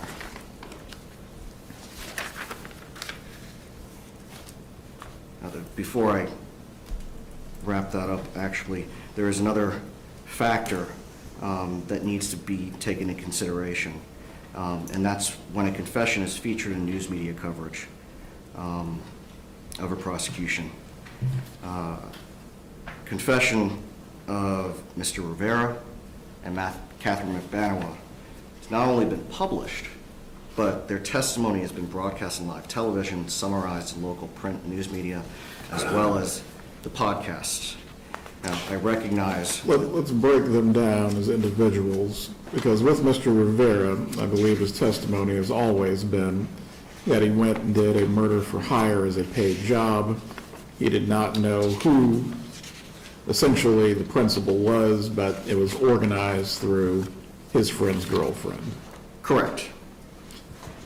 In that way, how exactly is that a confession that implicates your client? Well, I'm trying to find that part here. Let's see.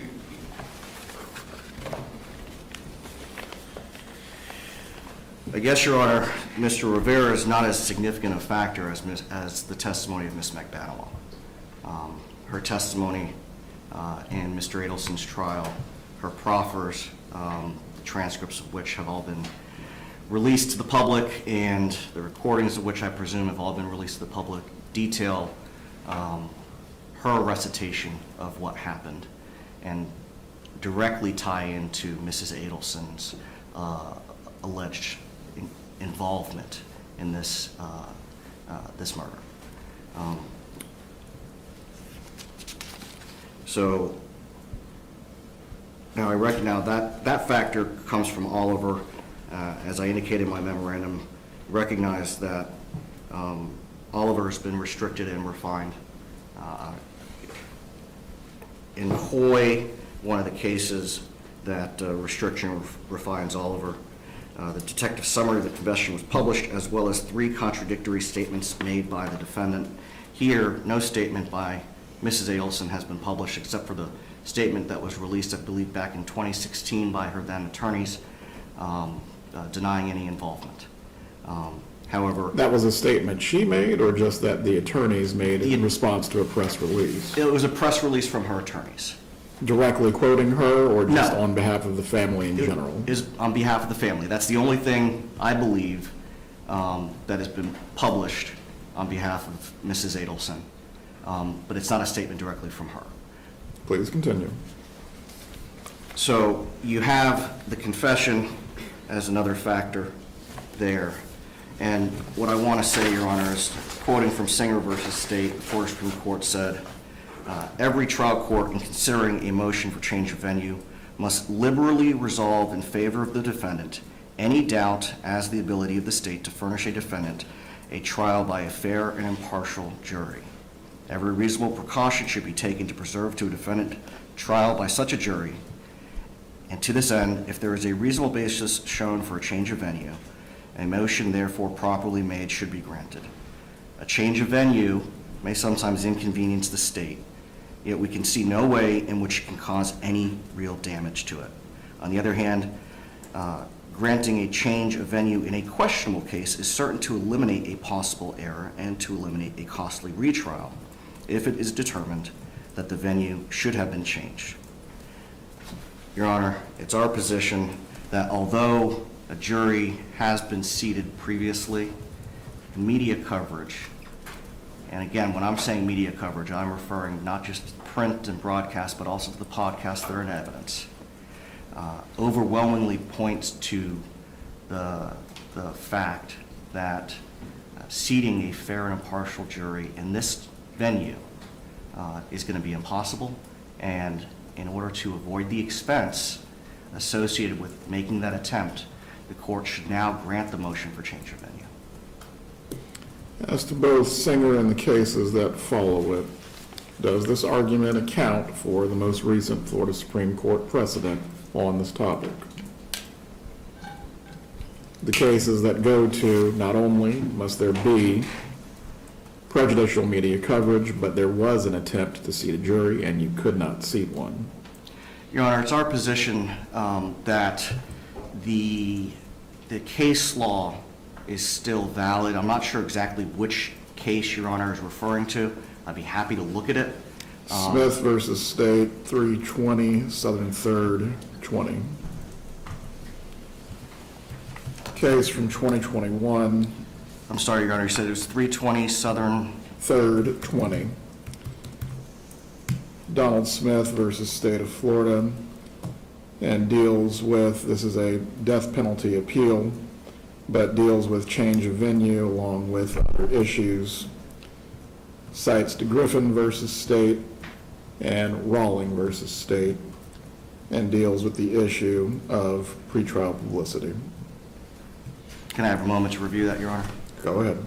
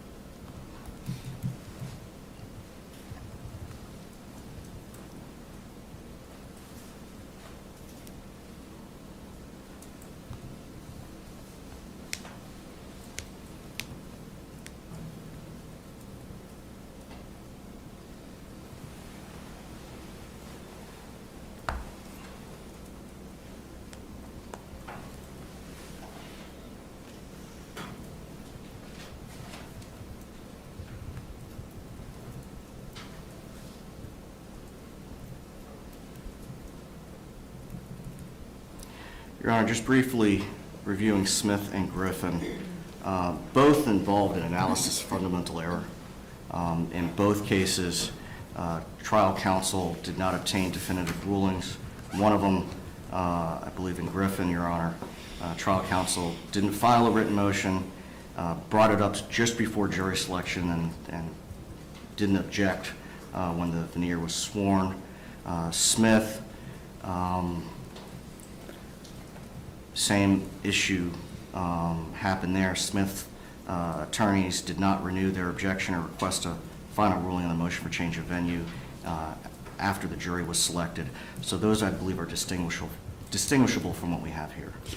Ultimately, with that, we are not talking about an issue of review for fundamental error, as no review would even be ripe yet at this point. But as to the test that it lays out, In exercising discretion regarding a change of venue, a trial court must make a two-pronged analysis evaluating the extent and nature of any pretrial publicity and the difficulty encountered in actually selecting a jury.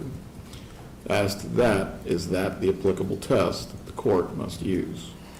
I would say that that applies when jury selection has been attempted, but my research indicates that no Florida Supreme Court case has overruled the test set forth in Singer that pretrial publicity on its own can still be a basis. As a point of law, I don't believe your reading of Singer is wrong. However, these cases are refined over time. I believe Singer was 1959. Yes, sir. Cases that are almost as old as my father, they're still good, but they do change over time. I agree, Your Honor, but it's the case law also cannot be overruled by implication. No Florida Supreme Court case has said definitively that Singer is no longer good law. Very well. State, you may provide your rebuttal argument.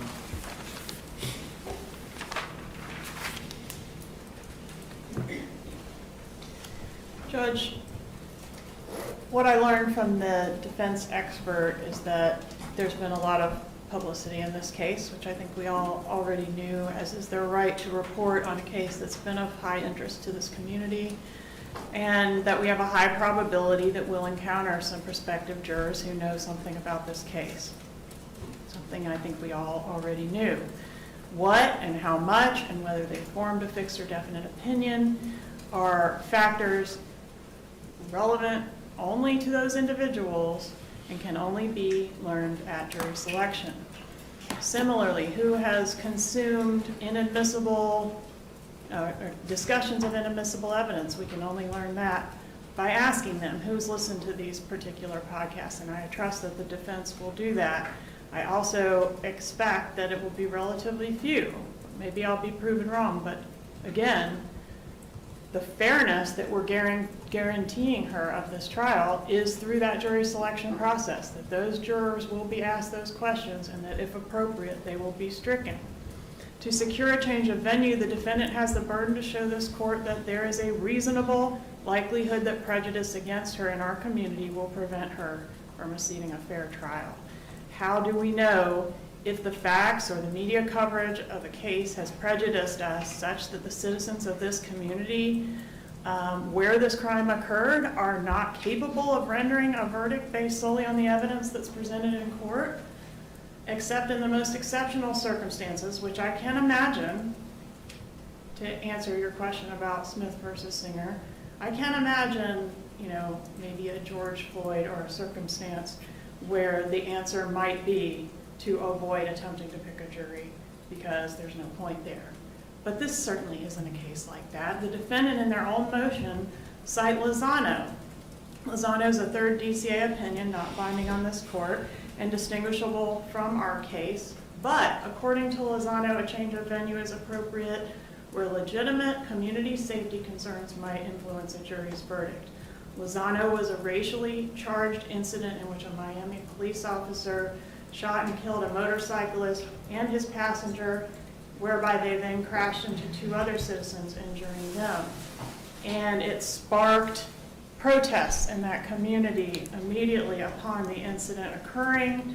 There were riots in the Miami area which caused school closures. 130-block area of the town was cordoned off for crowd control, and the use of tear gas was deployed against the members of that crowd by law enforcement. So in the Lozano opinion, the court said that a fair trial could not be conducted in an atmosphere in which the entire community was so obviously, penetrated by the feels that resulted from this incident, which was basically like a lightning rod in the community.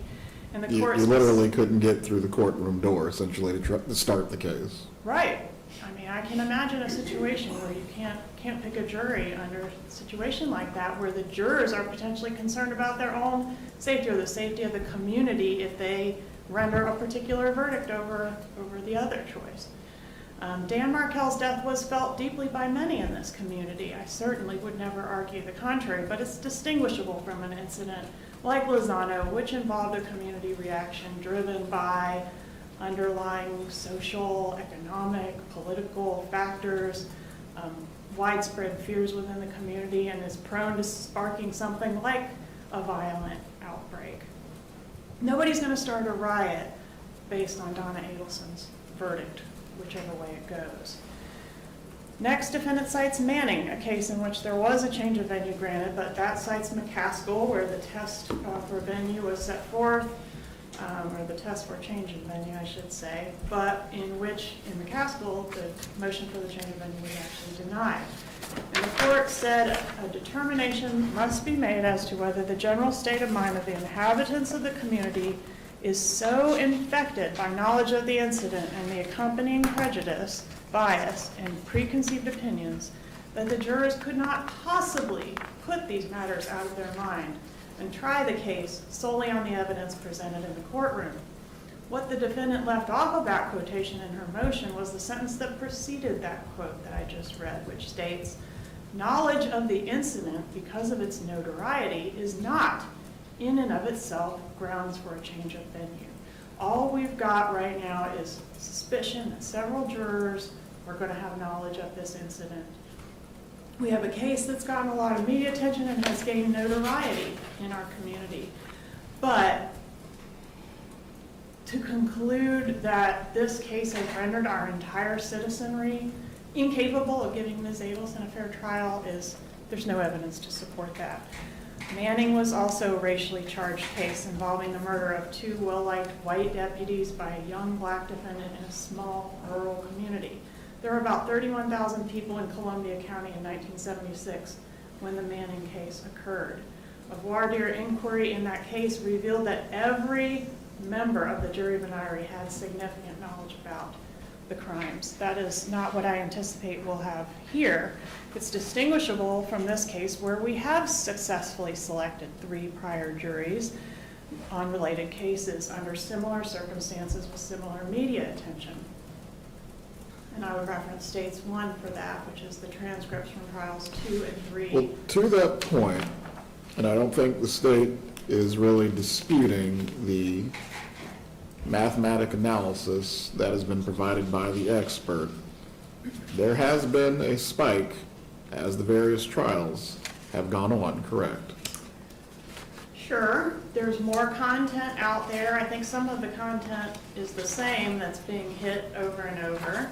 And I think the problem with the analysis from the expert's perspective is that we're just going to divide all the content by all the people and spread it out evenly among all the people. And that's just not how the world works. Some people are going to pursue content. Some people aren't going to see it at all. Others are going to just look at headlines. Those people are still eligible to be jurors unless they formed a fixed or definite opinion about guilt or innocence based on those headlines. So to, divide all content by every eligible juror and say, oh, you've all got 376 exposures to this, you're all ineligible, it's just fuzzy math. So you're saying going from the general of what the math might be to the specific of if we take random person off the street, we still need to ask, what do you know, what have you heard? I think so. Please continue. I think that would be appropriate in this circumstance. I'm not saying it would be necessary or required in all circumstances, but certainly here, where the media content, yes, there's a spike because something's going on, stuff is happening, but it's the same, I think, going to turn out to be the same people consuming this stuff over and over and over again, and those people probably won't be eligible to be jurors, but as we've learned from experience, there's going to be a lot of people that are still eligible, and I think we should at least try before we take this case away from the county in which it occurred and move it elsewhere. Certainly, I can't imagine a planet on which we move this case to Miami, which seems to be suggested by the defense. I mentioned when I was cross-examining the expert who had no knowledge of this, but I think that State's Exhibit 1 will reflect that about a third in our individual voir dires on previous jury selections had no knowledge of this case, which might be surprising to some of the people in this room who are consuming it regularly, but not everybody consumes this stuff. And about a third had very limited knowledge. Those people are still mostly eligible to become jurors. And then there's a third that have more detailed knowledge, and some of them didn't have fixed opinions and were still eligible to become jurors in the case. So while many jurors were disqualified in those proceedings based on their knowledge and their feelings about the case, there were plenty that weren't. We picked a jury in 2 days on the first 2 trials and in 3 on the third. On the third trial, we had a defense jury expert flown in from Manhattan to drill down specifically on individual voir dire regarding publicity. And that was a time-consuming process, and we still were able to successfully get an unbiased jury that was agreeable to both sides in 3 business days. I'll review your exhibit, but do you recall of the jury that was actually selected, what was the breakdown of no knowledge, some knowledge, or stated they would set their knowledge aside? My recollection is that it was roughly a third, a third, a third. But, And this is the most recent jury. yes, Go ahead. I've just noticed that pattern both in voir dire, who we end up with, repeating itself throughout, my life that has become this trial. It's happening over and over again. So can I say specifically that what we ended up with was that breakdown? No. But that has been my observation over time, is like, gosh, there's a third of the community out here that still has never even heard of this thing. So I'm suspecting they're still out there. There has been a peak. Maybe we'll try and learn otherwise, and it won't be possible. I don't think that's going to happen, though, Judge. We were going to weed out the folks that are not eligible until we get down to a panel that's acceptable, and then we're going to proceed with other questioning. Since we've selected, 3 jurors previously, I don't think this recent spike in activity of media is going to somehow make it impossible to get a jury this 4th time.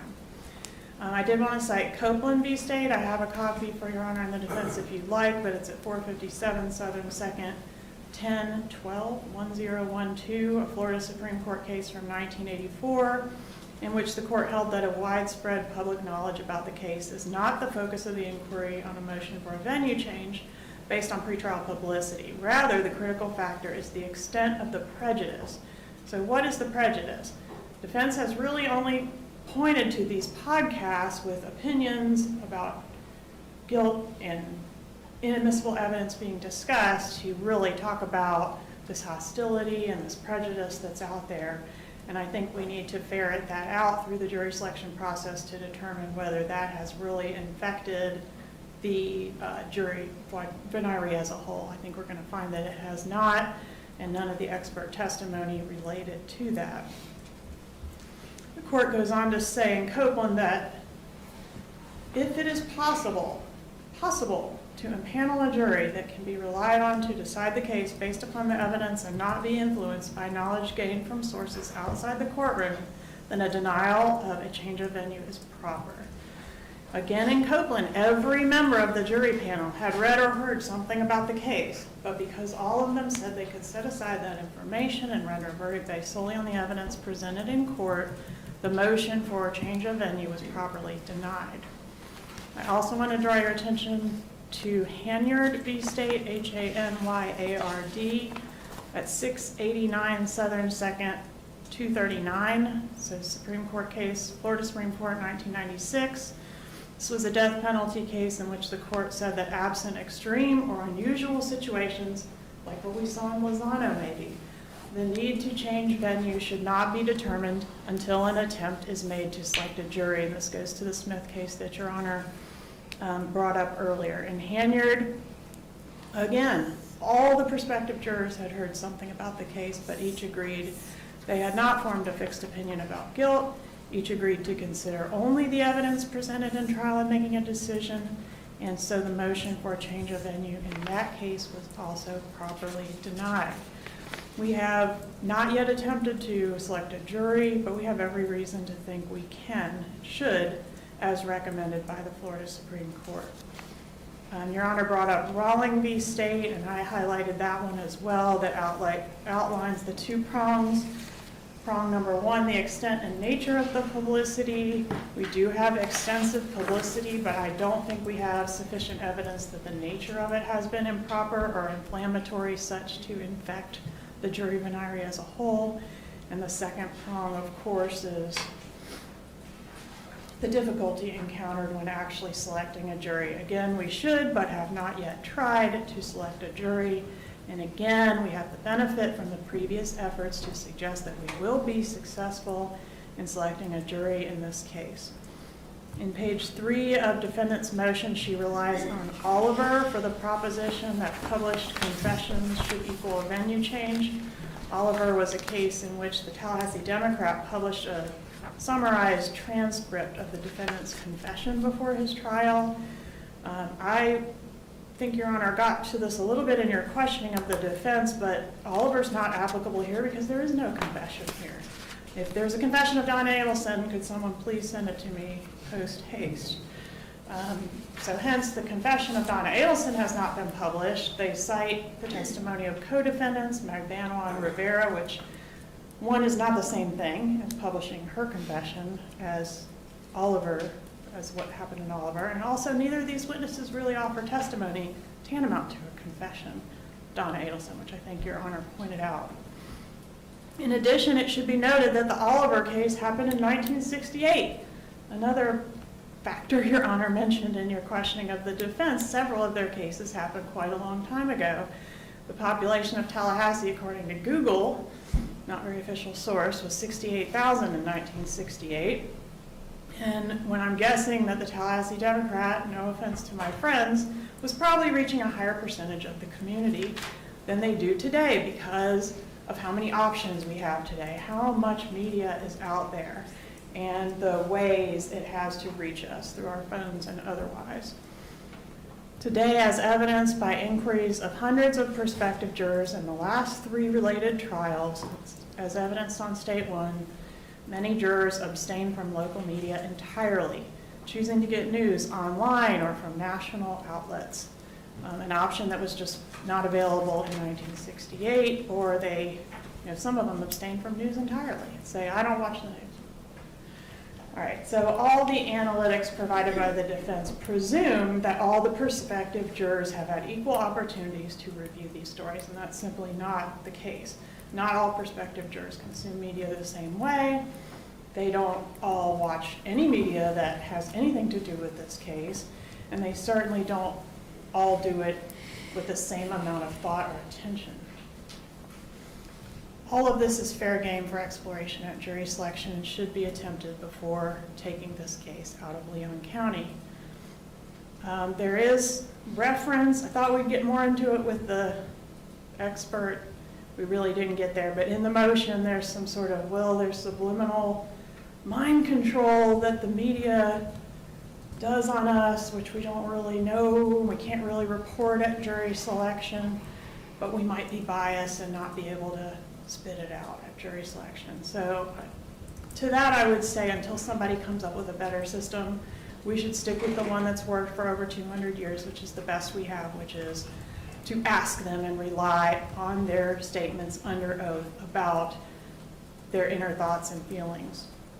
I mean, if we have to read their mind to know what they're really thinking, they could be thinking a lot of things that could potentially disqualify them as jurors, not just related to guilt or innocence, but lots of other biases. So we obviously don't have a crystal ball, we don't have the ability to do that, and until we do, all we can do is ask them and rely on them, which I observe jurors to take their oath seriously and to report as well as they can their inner thoughts and feelings on the subjects that we're inquiring about.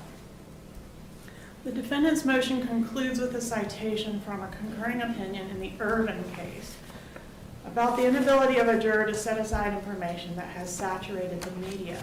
Here again, this statement was authored in 1961 when it was possible for a media outlet to permeate a community in a way that is no longer possible.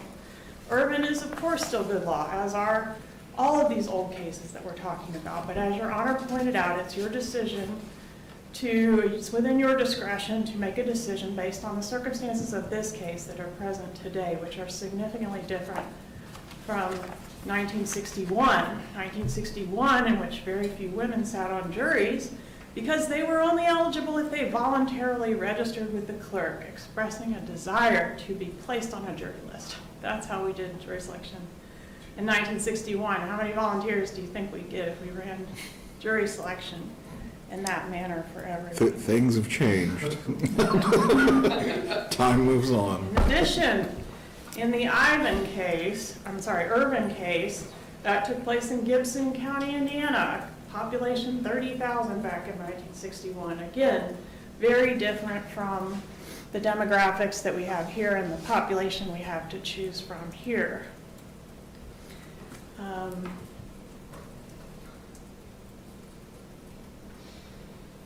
One consideration suggested by the Rollins Court is whether the media coverage in this case has been particularly inflammatory. And I mentioned that. I think the podcast could potentially rise to that level, and we certainly should inquire of the jurors whether they have been exposed to things like that.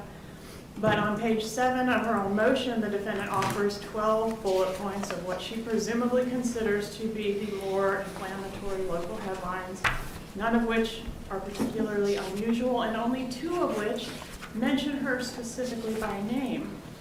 The motion goes on to state that her name and image could evolve into an unconscious negative conditioned stimulus when associated with words such as murder.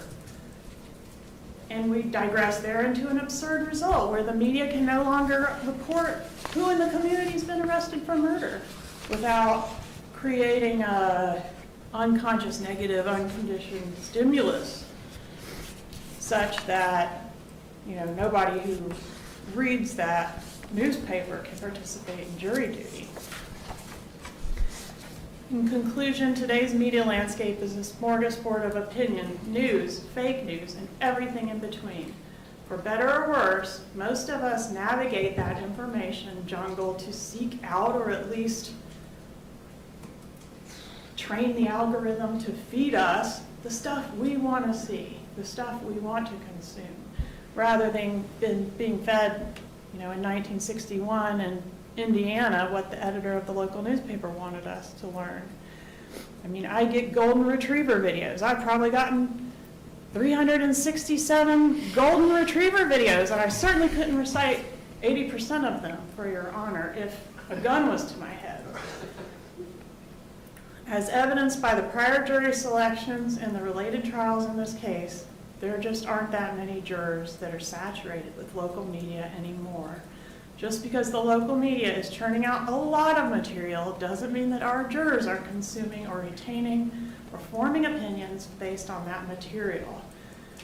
There is a local community interest in seeing justice to be served in this case, and there's not a legal basis to move it. The jurors that have been exposed will be appropriately questioned and stricken based on their answers, but it is a bedrock principle of American criminal law to try the case in the jurisdiction where the crime occurred. The defendant has failed to show that Leon County is inherently prejudiced against her, and as such, the state asks that you deny the motion, proceed to jury selection here in Leon County. Well, as the relief that you're asking for, is it possible also for the court to reserve ruling and still have the jury selection? You asking me? I'm asking you. I think so, Judge. I think you might have to readdress it if you attempt to pick a jury and cannot seat an unbiased jury in this case. Mr. Zellman, any response? Yes, Your Honor. First, Your Honor asked the state some questions about the jury selection in Mr. Charlie Adelson's case. What was the breakdown of no knowledge, some knowledge, or could set knowledge aside for who was picked? So I'm reviewing Mr. Charles Adelson's initial brief on appeal. That brief indicates that there were 130 potential jurors that were interviewed on an individual basis. Of those, 96 had heard about the case. Of those 96, 53 believed that he was guilty. I Those believe- persons were never actually selected to serve on the jury. Correct. The brief does not give a breakdown of. Who was actually selected? Correct. Now, I will say, Your Honor, that Your Honor will recall that there was one potential juror who claimed a lack of knowledge about the case. And in fact, that individual had posted negative. I recall who. He was also shown the door. Yes. Therein, what is the prejudice? Well, that just begs the question, does that mean that any time you have a case such as this, you have to hire a consultant such as the one that Charles Adelson hired so that you can get that information and be able to present it to the court? I don't think that that is the way that we should look at things, Your Honor. Now, in response to the state's other arguments, the state has presented no evidence to contradict the studies that are cited in the defense memorandum. Historically, courts have attempted to mitigate the impact of pretrial publicity by conducting that individual voir dire. Unfortunately, the research concludes that that type of attempt to mitigate pretrial publicity is ineffective. Although I recognize that that is the approved, the courts historically have approved that method. However, the psychological research that is identified in the memorandum all stand for the proposition that that's just not how things work with the human brain. Just because somebody asks you, have you seen an article about Professor Markel's murder? Have you read any of the articles concerning Mrs. Adelson's alleged involvement? Have you formed an opinion? Unless you call somebody's attention to the specific article, it might not trigger that memory. That's what the research shows. Before you go on that point, and I think in that way, this is where the constitutions have the interplay with each other. Obviously, Florida can offer more procedure or process than what the federal constitution requires. Yes, sir. As federal juries are selected, the judge essentially drives the process, questions of venire. Does not the Florida procedure give you more rights and more ability in terms of how that jury is selected to drill into those issues of bias? Yes, Your Honor. Go I'm ahead. not going to comment further, but yes, Your Honor. The procedure in Florida does give us more protections than if we were trying this case in federal court. So between a pre-screening and then also a full questioning, you still believe that bias cannot be ferreted out? Given the way that the human brain works, I do believe that, Your Honor. I will say, Your Honor, and this is contained in a footnote in my memorandum, if the court, it's footnote 3, if the court decides to defer ruling or to deny the motion, the defense would request additional peremptory challenges as was approved by the court in Hoy. Very well. I will review all of the exhibits that were admitted as a part of the hearing today that I was not able to do so prior to the hearing. I believe the jury selections for McBanawa and Charles Adelson are the state's exhibits, the charts and graphs that previously were updated or I did not have access to. A written ruling will be issued. We are in recess. Your Honor, can we reserve to file a supplemental affidavit to address the concern that Your Honor raised at the beginning of the hearing? You may. Thank you very much, Your Honor.